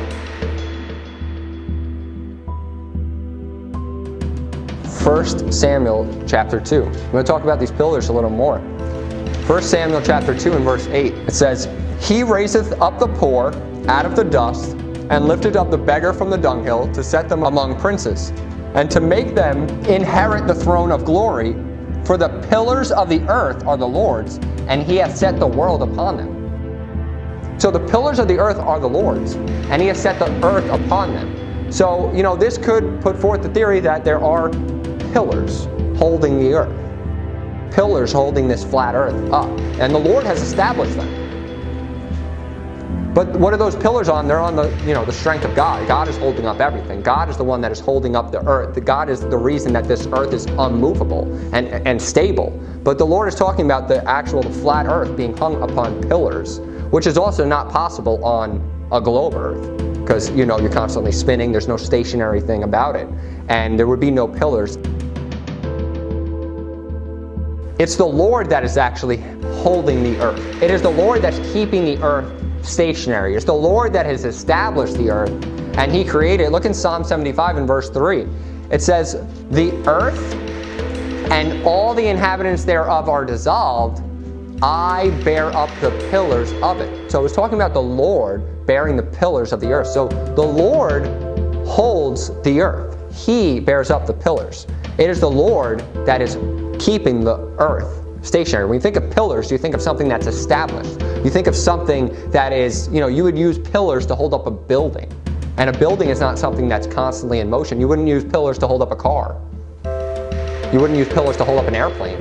You use pillars to hold up something that's established, something that's stationary.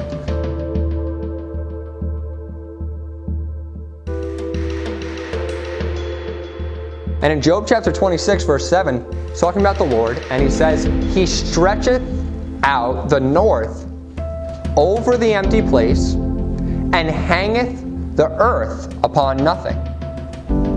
So if you think of the north as the center of the flat earth, and he's stretching out the north over the empty place, because it's a circle. And he's hanging the earth upon nothing. So those pillars, he's establishing them. He's holding the earth. He's keeping it fastened. And that is literally hung upon nothing. You can't say the pillars are hung upon something because it's the Lord that has established it. And he's stretching out the north over an empty place. Stretching out the north over an empty place. And hanging the earth upon nothing.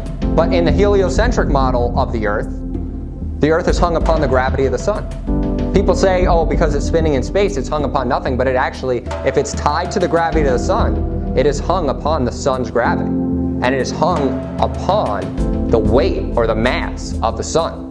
And it is not hung upon nothing because it according to science, it rotates the same distance every single year around the same exact thing, and it is hung upon the gravity of the sun. So I just wanted to disprove that, some people will say, oh, the earth is a ball because it's not hung upon anything. But, if you believe in gravity and you believe that gravity is holding the earth, it is holding the earth in its rotation around the sun. But I believe that the Lord is holding up the earth and he has established it. It is his to hold up, and he's hanging it upon nothing. He's hanging it upon nothing because it's established on his pillars.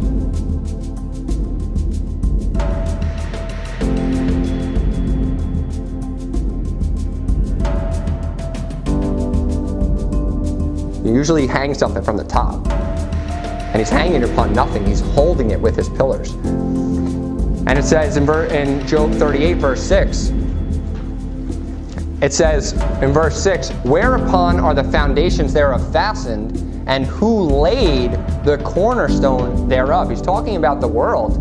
And he's trying, he's kind of rebuking Job, telling him all the things that he created, all the things that he did. And he's saying, if you can answer this, whereupon are the foundations thereof, the earth, fastened? Where's the earth fixed? Where it is? Tell me where it is. Who laid the cornerstone, which is something you would do for something that's established, a cornerstone, a building. If Jesus is the cornerstone of our faith, that has to be something fixed. That has to be something immovable. That has to be something you build upon. If you're establishing a cornerstone of the earth, you have to build upon that. You have to have that established, and that is stationary, stuck, fixed.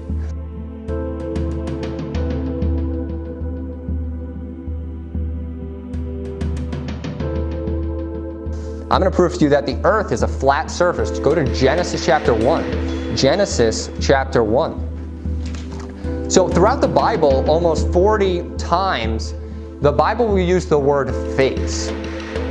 They'll use the word face to describe the face of the earth, also the face of the sea. And anytime the word face is used in the Bible, it's actually talking about a flat surface. So if you're in Genesis chapter 1, look at verse 29, it says, and God said, behold, I have given you every herb bearing seed which is upon the face of all the earth. And every tree which is the fruit of a tree yielding seed, to you it shall be for meat. So upon the face of the earth. Think of your own face. So even when it describes your own face, your face itself is flat in the same way that the earth is flat. It just has peaks and valleys and dips, but it is flat. You wouldn't call your head flat. you would call your head a sphere. You would call your head something that is circular, round, something that is a sphere. But you could consider your face as the earth, in the sense that if you're, if you have a circular type face, it would be a circle, but it would also be a face in the sense that it's flat with just peaks and valleys, like mountains, dips in the sea, everything, it's still flat. And the face of the land, the face of the sea, whenever God is using to describe that, it's talking about a flat surface.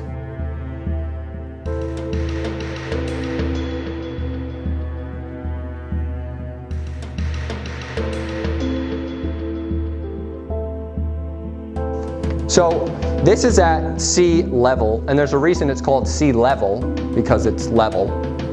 The sea is not curving, it's level completely throughout the world. So this is at sea level. You see that the horizon is flat. And then you go up a little more. This is at ground level. The horizon, you see the horizon is flat. And then the top picture is above the clouds, but do you see how the horizon is also flat? Why is it flat? As no matter where you go, no matter how high you go up on the earth, and you can find these videos online. I'm going to make a documentary about this sermon, these two sermons, and I'm going to show you video. But why is it flat as you go higher and higher and higher? It's because the earth is a flat surface.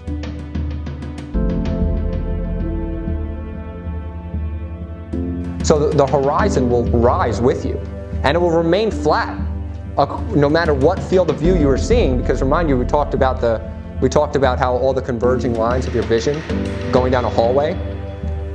So the ground continues to look flat when it is flat, and all the reason that the horizon will raise with you is because the way that you're looking, you're continually just looking farther and farther distances away, but it's always flat because it's a flat surface. If the earth was curved, the higher you got, the more curvature you would see, because you're getting more and more farther away from a flat surface. So when you're just looking in front of you, everything looks flat, and you shouldn't see that much curvature if you were on a curved earth, yes. But as you get higher, or as you look farther, and as you look broader, like if you ever look at the sea, you should see curvature. You should begin to see that. And especially when you get into higher buildings, like you don't have to go flying to see this, just go up to a 100-story building. Go up to an 80-story building, a 40-story building, and look out at the horizon. It's going to remain flat to you because the rest of the earth is flat, and it's rising with your vision. It would curve. The higher you got, it would be even more curved. It would curve even exponentially the higher you got, because you could see farther distances. And the farther distance you can see, the more the earth curves. 8 inches per mile square, remind you. So the farther you can see, the more it should curve. But as you can see by these pictures, and as you should do next time you're in a tall building, just look outside. The horizon will always remain flat no matter what level you're at, because the earth is flat.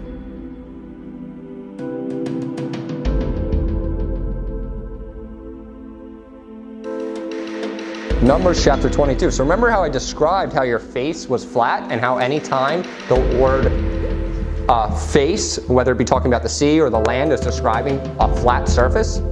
Look at Numbers chapter 22 and verse 31. It says, "Then the Lord opened the eyes of Balaam, and he saw the angels of the Lord standing in the way, and the sword drawn in his hand, and he bowed down his head and fell flat on his face." If your face wasn't flat, he wouldn't say flat on your face, because the Bible is very literal. So he did fall flat on his face, whether he hit his nose first or not. It's still a flat surface. Whenever the Bible is talking about the face of the water, the face of the land, the face of everything, it's talking about face because it is flat.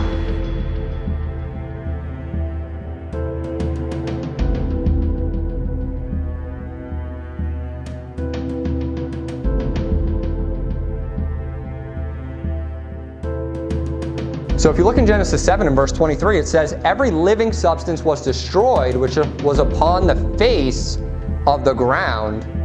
So it's talking about everything in the earth, right? Every living substance was on the face of the ground. So it's talking about a flat surface, and every living substance being on the face of it.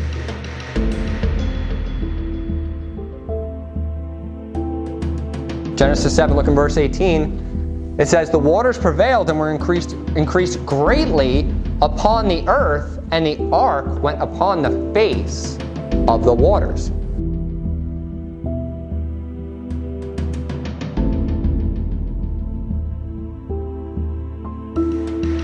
When the waters are increasing and everything is getting drowned and everybody is dying, it's talking about the face of the waters, a level-faced plain. That's how that works. When the heavens are open and a flood is coming down and the earth is being flooded up, that's how that works. It doesn't work on a globe. If you're spinning and you have these massive floods, you know, the water is going to be pulled to and which way. The moon's going to be pulling the shore back and forth. You know, you're going to have all these gravity factors coming in, and it just doesn't work when a ball is spinning. That all the water can stay on a ball, yet other things don't have to be forced down. That gravity should be so intense to hold the water in that it should be able to hold you to the ground. It should be able to hold birds to the ground. Helium should not be able to rise in a helium balloon. And the only reason that helium can rise in a helium balloon is because helium is less dense than air. So if you fill up a balloon which has weight and is more dense than air, it'll fall, and it has nothing in it, it'll fall to the ground. But you put enough helium in it, it spans out that balloon, makes the density of that balloon less and less as you fill it, and then at a certain point, it will start floating. But if you let out enough helium from that balloon, and the weight of the balloon matches with the helium in there, and that density matches, you'll have a balloon at equilibrium. You ever seen a balloon that is just sitting right there? That's just sitting in space? The reason for that is because of density, not gravity. So the density of inside the balloon, the density of helium is a lot less than air. It counteracted with the weight of that balloon that it matched the air perfectly. That's why it's equilibrium. That's why that balloon is not going up or down, because the density of the balloon plus the helium matched the density of the air. So it's not going up or down, it's just staying perfectly at equilibrium. That doesn't work on gravity. It should be pulling it down no matter what. It doesn't matter how much it weighs.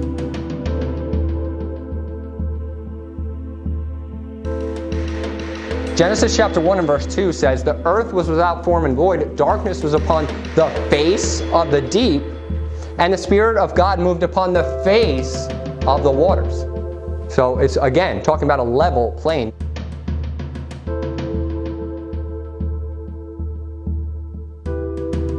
So the Lord has established ends to the earth, and I'm going to describe to you what these ends are, and I believe them to be ice walls that surround the earth, also known as Antarctica. So remember, when we're talking about this flat earth model, on the globe, Antarctica on the globe is at the bottom, right? So when you think of a globe, you think of Antarctica at the bottom. But when you think of the flat earth model, remember the north is the top. And if you squish the globe, the north would be at the center, right?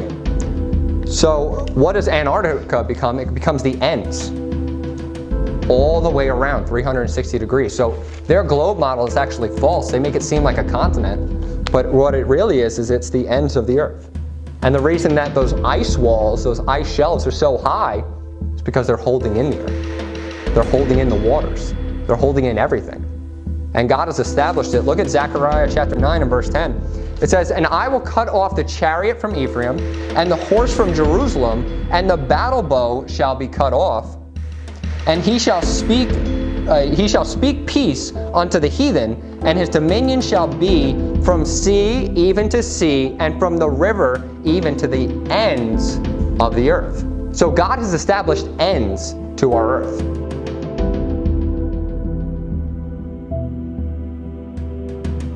It's not just a continuing full-on globe where there's no end.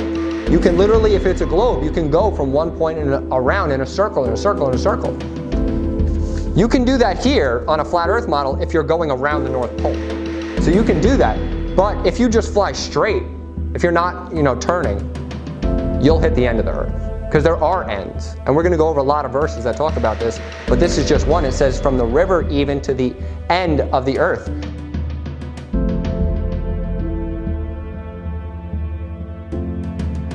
Job 26 verse 10, it says, "He hath compassed the waters with bounds until the day and the night come to an end." You see that? Bounds. He has compassed. Remember when we talked about in the first sermon that a compass is describing a circle? A compass is describing a curved surface. He has compassed the waters with bounds.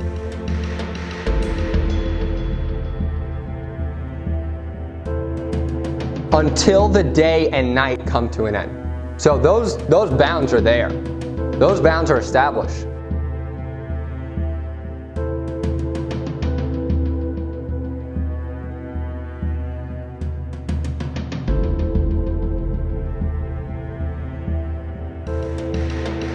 I'm going to read just the first sentence. It says, the Antarctic Treaty and related agreements, collectively known as the Antarctic Treaty System, regulate the international relations with respect to Antarctica, Earth's only continent without a native human population.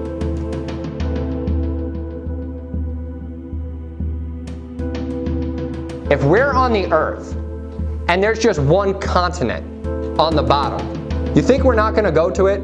You think we're not going to just jump on it and just inhabit it? We're on the Earth. People want to find the bounds of the Earth. They desire to inhabit certain places. But you can't inhabit something that's just an ice wall. I'm not saying that the ice wall doesn't continue out, because it does. But the reason that this treaty was established, look in the next sentence. It says, for the purpose of the treaty system, Antarctica is defined as all of the land and ice shelves south of 60-degree latitude. The treaty entered into force in 1961 and has 53 parties. 53 countries have agreed to never inhabit Antarctica. Never inhabit Antarctica. And what's their purpose? Let's look. It says the treaty sets aside Antarctica as a scientific preserve. What is in Antarctica that needs to be a preserve? Like, what are you preserving? The ice? We gotta keep this ice here just in case, we have global warming. We're gonna save this one place. We're gonna go get our ice from this place.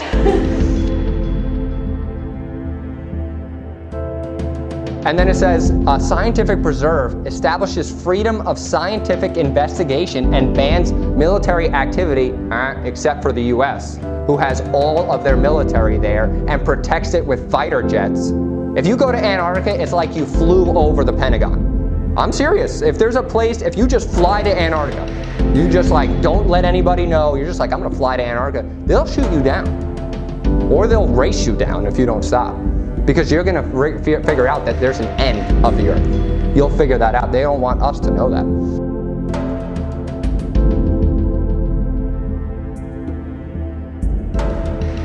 And then it says bans military activity. Then it says the treaty was the first arms control agreement established during the Cold War. What else happened during the Cold War? Was when they were blowing up the fishbowl. Remember Operation Fishbowl? It was all happening at the same time. They're coming together during this time. Since September 2004, the Antarctic Treaty Secretariat headquarters have been located in Argentina. And then it says the next paragraph, the treaty was opened for signature in 1959, officially entered into force in 1961. The original signatories were the 12 countries active in Antarctica, the International Geocentrical Year, in 1957. And it says the 12 countries that had significant interest in Antarctica were Argentina, Australia, Belgium, Chile, France, Japan, New Zealand, Norway, South Africa, the Soviet Union, United Kingdom, and the United States. Those countries knew that Antarctica was an ice wall. They established this treaty to not let the information get out. And now, if you read the last sentence, these countries had established over 50 Antarctic stations for the IGY. The treaty was diplomatic expression of the operational and scientific cooperation of many nations that have been achieved on the ice.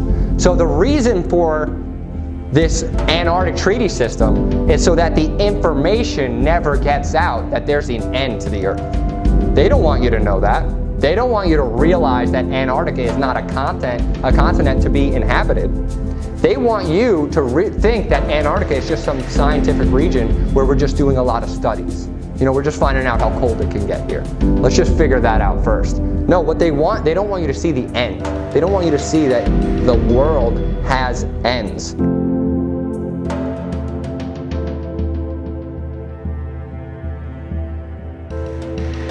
And you can actually do research on other people who have traveled by sea.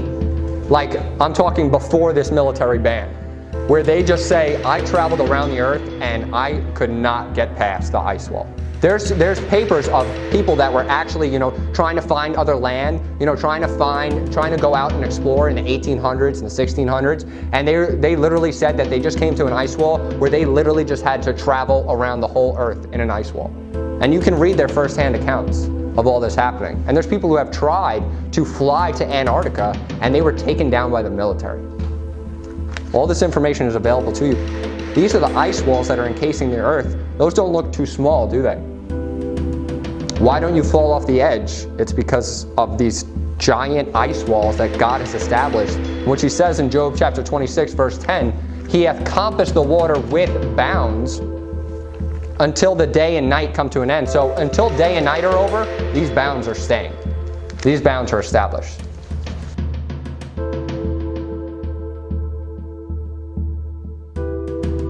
Acts chapter 17, we're going to look at verse 26. And this is a verse we use to kind of get rid of racism, because it says, and hath made of one blood all nations of men. Right? So we're all of one blood, but we don't look at the end of this verse. And it says, all nations of men for to dwell on the face of the earth, and hath determined the times before appointed and the bounds of their habitation.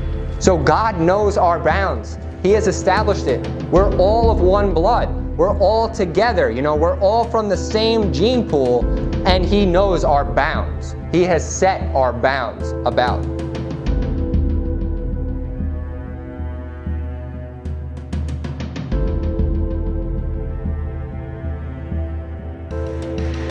If this theory, some people call it, the reason the title of my sermon was The Flat Earth and not The Flat Earth Theory was because I don't believe it to be a theory. A theory is something you can't prove.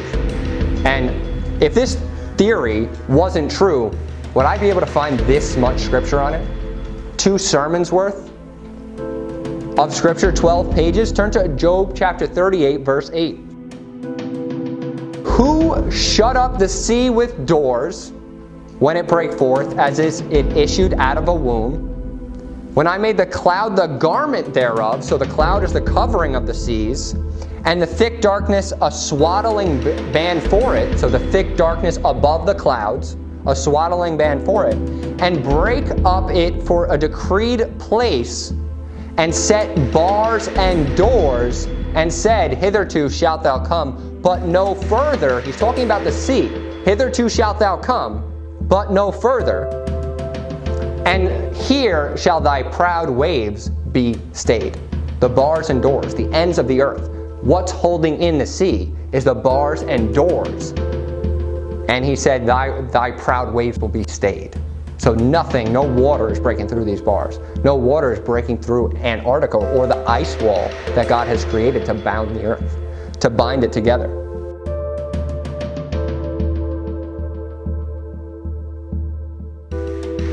Job 28:24 says, he looketh to the ends of the earth and seeth under the whole heaven. So if you got the firmament on top, he can obviously see the ends of the earth, and he sees under, remember the firmament is heaven, under the whole heaven. It's all right there in his vision. He's seeing all of it.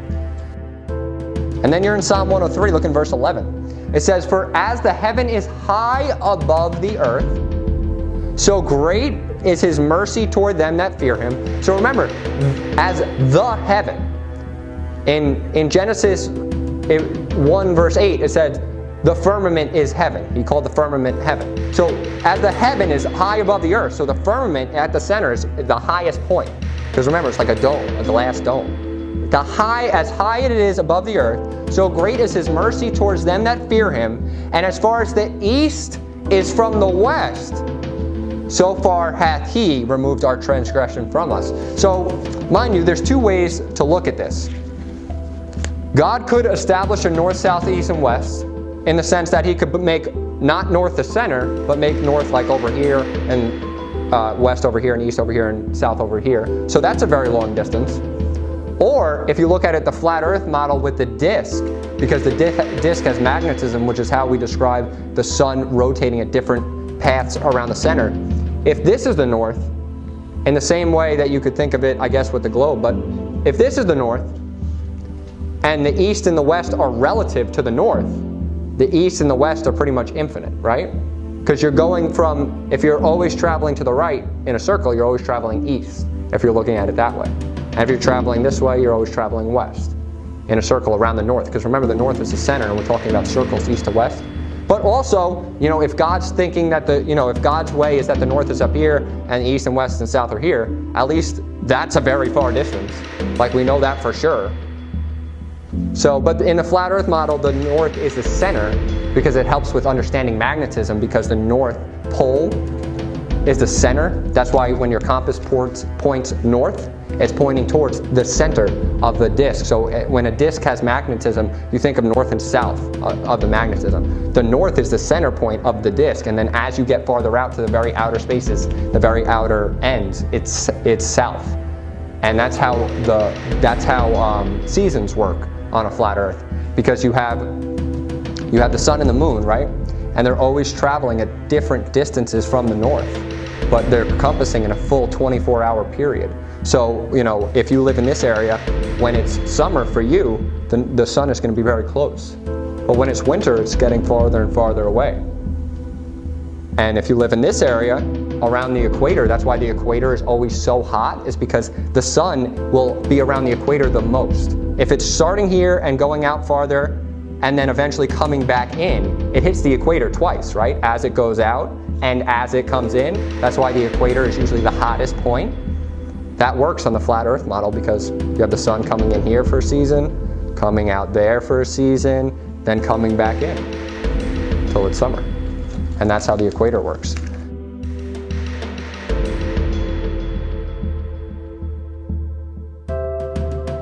Isaiah 44, look in verse 24.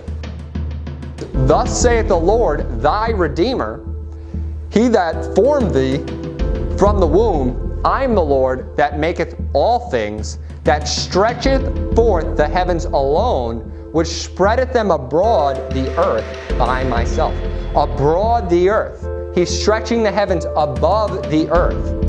And when you stretch something abroad, you're usually stretching it across a flat surface. You're spreading something abroad, like you would stretch forth a blanket over a bed. The same concept is here. He's stretching forth the heavens over the earth. He has said it.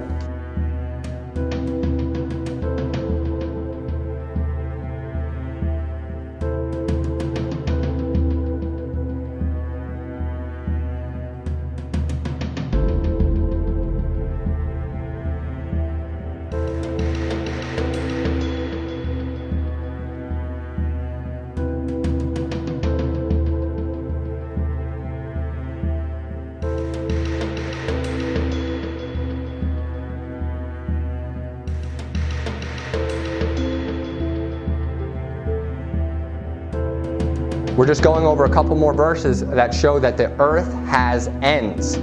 The earth has ends. There's many, many more verses. I only got the 10 most important ones. It says in verse 13 of Jeremiah 10, when he uttereth his voice, there is a multitude of waters in the heavens, and he causeth the vapors to ascend from the ends of the earth. He maketh lightnings with rain, and bringing forth the winds out of his treasure. So he is talking about the ends of the earth. There's ends on a flat earth. And then in Job 28, verse 24, it says again, the ends of the earth.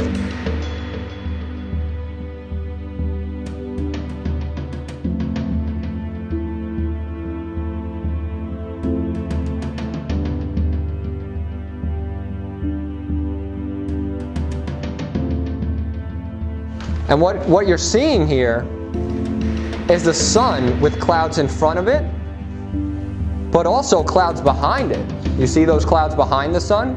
And you should see that in your packet also. You should see clouds behind the sun. You see these clouds behind the sun?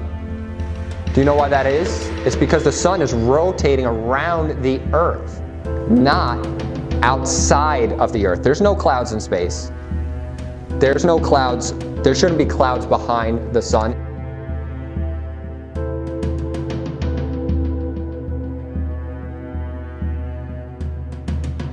You see the sun right there above the clouds? Do you see that little hot spot under it? That's only possible if the sun is close to the Earth. You wouldn't have an isolated hotspot if the sun was 93 million miles away, because it would be hitting at the same point the whole side of the Earth. It would be hitting this entire, whatever side of the sphere that it's shining on. It would not be isolated. But this is from an amateur weather balloon, and you can see that the sun, not only the flat horizon, see the flat horizon, but you see that the sun right here has a hot spot directly under where it is located, because the sun is close to the Earth. And what it's showing you there is the heat coming down from the sun. So wherever is under the sun, that's why at 12 o'clock it feels the hottest, when the sun is directly above you, and you start to feel the temperature increase as the sun gets closer to you, right? So when the sun starts setting, remember we're talking about a field of view. The sun is always parallel to the Earth. It never goes up or down. It's a matter of perspective. So the sun is, when it's coming at you, it looks like it's rising up. In the same way, when you walk closer to a building, it looks like the building's getting taller, but the building remains the same height. So when the sun is getting closer to you, it looks like it's rising up. And you ever notice that at 12 o'clock when it's directly above you, it's the hottest point of the day? And there's the most heat? It's because the sun is close to you, and when it's that close, you're feeling that hot spot. You're feeling the hotter it is, the closer it is to you, right below you. That's why at 12 o'clock, it's usually the hottest point of the day where you are located, because it's directly under the sun. And as the sun gets farther away, it looks like it's going down. But actually, remind you, if it's coming towards you and it looks like it's getting higher, it's just a matter of your perspective. And then as it goes away, it will look like it's going down, but remember, all the points are converging. When we talked about that hallway, how it'll look like the top of the ceiling is coming down, but really the ceiling is at the same exact height from the floor. So it's just a matter of your perspective. And that's exactly what's happening there.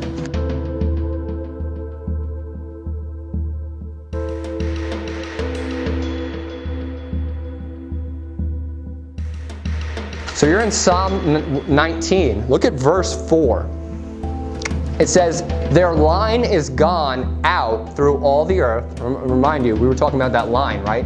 The line measuring a flat surface. So the line has gone out through all the earth. You wouldn't use the word line to describe all the earth, right?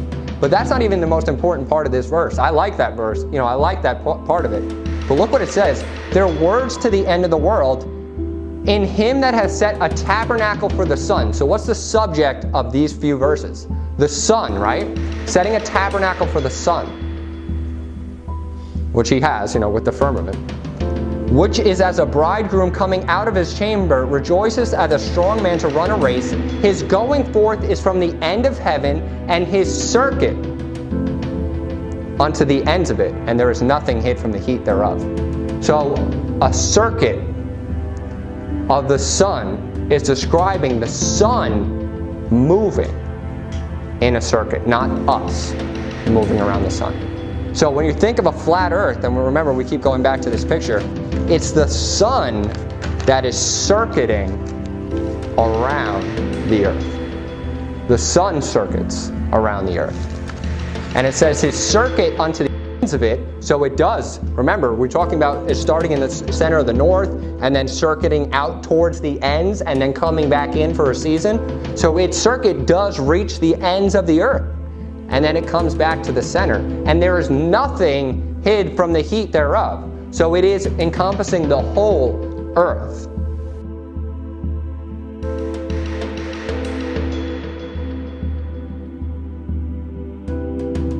And let me just prove to you that circuit means circle. In Ecclesiastes chapter 1 verse 6, it says, the wind goeth towards the south and turneth about to the north, and whirleth about continually, and the wind returneth again. So when you think of something going out and then returning again, going out and returning again, according to his circuits. So it's talking about the circuit of the wind, going from the north to the south. Remember, if you're thinking of a disc, it's going from the north, which is the center of the disc, to the south, and it's saying it's whirling about continually. If it's whirling about continually, it's not just going straight. It's not going from the center of the flat earth all the way to the end of the earth. If it's whirling about continually, it's going in a circuit. And Ecclesiastes chapter 1 verse 6 says, the wind returneth again according to its circuit. So a circuit is just making a path. a circular path.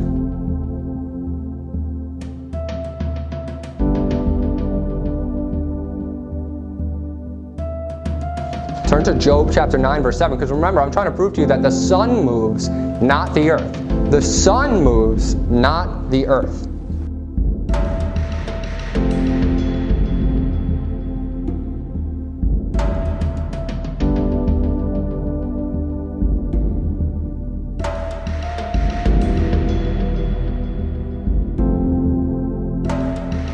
Job chapter 9, verse 7, it says, which commandeth the sun, talking about God, and it riseth not, and sealeth up the stars. So remember, we talked about the sun rising and falling is a matter of perspective. So if the sun is rising, it's moving closer to you, right? It's rotating, it's circuiting closer to you. If God can command the sun that it riseth not, that means the sun is no longer spinning. The sun is no longer going around the earth. He's stopping the circuit of the sun. He's commanding the sun, and it riseth not. It didn't say the earth riseth not. It didn't say the earth stops spinning. It doesn't say the earth stops its tilt. It says he commands the sun, and it riseth not.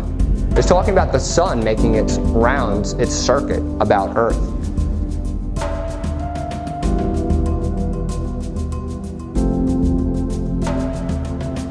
So God has control of the sun. God controls the sun to rise and fall. It's not the earth that rises and falls, it's the sun.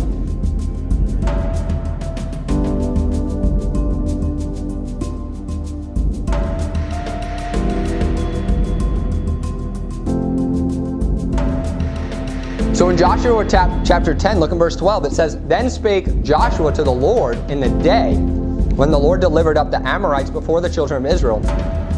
And he said in the sight of Israel, sun, stand thou still upon Gibeon, and thou moon in the valley of Hajalon.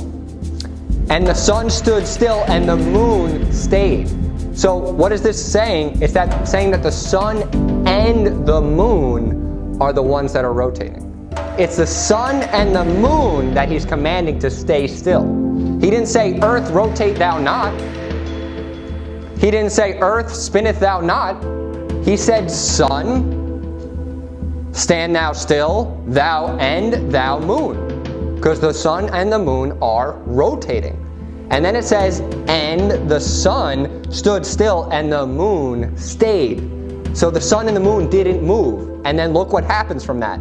Until the people had avenged themselves upon their enemies. And then it says, so the sun stood still in the midst of heaven and hasted not to go down. Mind you, that's the perspective. Hasted not to go around the earth. And there was no day like it before or after. And the Lord hearkened unto the voice of a man. So he's saying the sun did stay still in the midst of heaven. In the midst of heaven.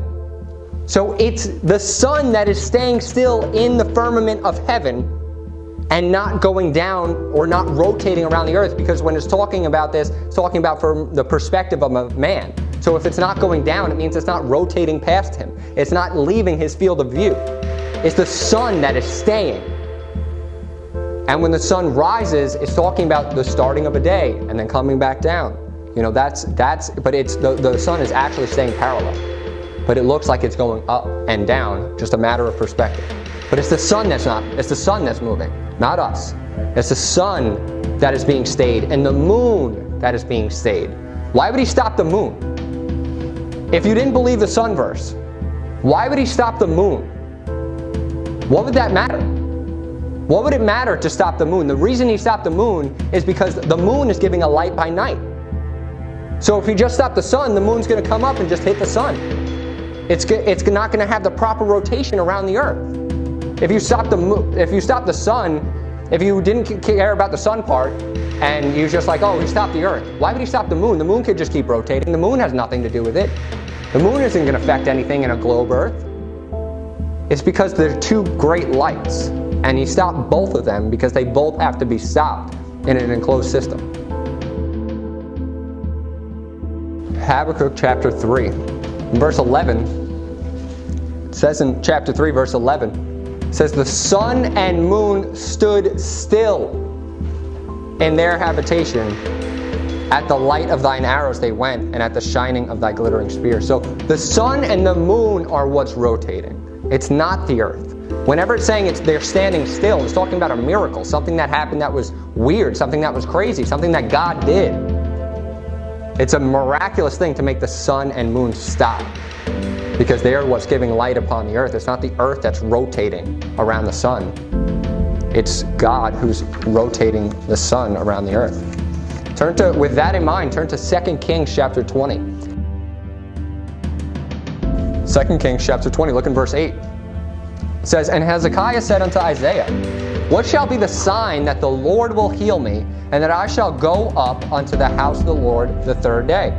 And Isaiah said, this sign shalt thou have of the Lord, that the Lord will do the thing that he has spoken. Shall the shadow go forward 10 degrees or back 10 degrees? And Hezekiah answered, it is a light thing for the shadow to go down 10 degrees. Nay, but let the shadow return backwards 10 degrees. Backwards 10 degrees. He's talking about the sun. Should it go forward 10 degrees? Should I ask God to make the sun rotate more so that shadow will go 10 degrees forward? Or should I make it rotate backwards? And he says it's a light thing that it'll go forwards because, it's always going forwards. Make it go backwards. Make the sun and the moon go backwards. And in verse 11 it says, Isaiah the prophet cried unto the Lord and brought the shadow 10 degrees backwards.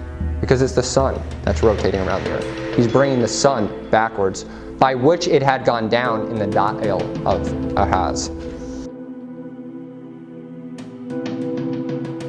So why preach on this subject? Why did I preach a sermon on the flat earth? Because it's a big lie. It's a huge lie to believe that you're on a globe and you're meaningless. The whole purpose of this lie is so that you feel like there's no God. It's so that you feel unimportant. It's so that you feel you can get away with anything if nobody's watching you. But if God is right above you, and he's looking down upon you like a grasshopper, he's watching your every move physically. He's watching you, and he cares about you. Remember, the earth was created to be inhabited. He cares about you if he's above you. He cares about you if you're all he created. If the earth is the one thing, the earth is the one system, that's what matters. Then the earth becomes a big deal. But if the earth is just some dot, a small dot, in the midst of a huge galaxy, in the midst of billions of other galaxies, then you're nothing. Then who knows? There could be life forms elsewhere. There could have been a Big Bang. There could have been evolution. All these theories are based upon this big lie. And when you look at the Bible, I think it's pretty clear that God created us for a reason. And he created the earth for a reason. And it is the main deal, the big thing. Turn to Jeremiah chapter 8. This is the last two verses I'm going to read. The world is sinful. The world wants to believe that there is no God, because they don't want their deeds to be made manifest. They don't want their deeds to be known. They don't want people to rebuke them for fornicating. They don't want people to rebuke them for sinning. They don't want to believe in a God, so they make him very far away. They make him billions of light years away. They make him billions of galaxies away. If you believe you're in a solar system, then you got billions of light years until anything. But if you believe you're in the flat earth system, God is right above you. He's right there, and he's looking down upon you because he cares about you. He cares about us. And that's why Jesus came down. That's why he ascended back up. Why would Jesus have to ascend if we were a spinning ball in a huge galaxy in some crazy universe? He would just have to go poof and disappear, because ascending would do nothing. He would go into some vacuum in space. He would go into some place that didn't matter. He ascended up because God's throne is above us. His throne is above the firmament. Turn to Jeremiah chapter 8, look in verse 1. It says, At that time, saith the Lord, they shall bring out the bones of the kings of Judah, and the bones of his princes, and the bones of the priests, and the bones of the prophets, and the bones of the inhabitants of Jerusalem out of their graves. And they shall spread them before the sun, and the moon, and all the host of heaven, whom they have loved, and whom they have served, and after whom they have walked. and whom they have sought, and whom they have worshipped. They shall not be gathered nor be buried. They shall be for dung upon the face of the earth. And death shall be chosen rather than life by the residue of them that remain of this evil family, which remain in all the places whither I have driven them, saith the Lord of hosts. So the reason that people make the sun and the moon and all these galaxies so important is because they don't want to worship God. They want to worship the host of heaven. They want to worship their own God. They want to worship anything that they can create. So when the sun becomes the center of your universe, and when the sun becomes the center of what you believe, your mind isn't focused on God. It's focused on the things He created. And that's the path to a reprobate. So that's why the world wants people to believe in this. But it's a lie. I'll just close this in a word of prayer. Heavenly Father, I thank you so much for your word, Lord, and I pray that you will help many people to see your truth. I pray that you will open the eyes of anyone that hears this sermon. I pray that you will really grow people in your word and grow closer to you in their walk with you, Lord. And we just pray these things in Jesus' name. Amen.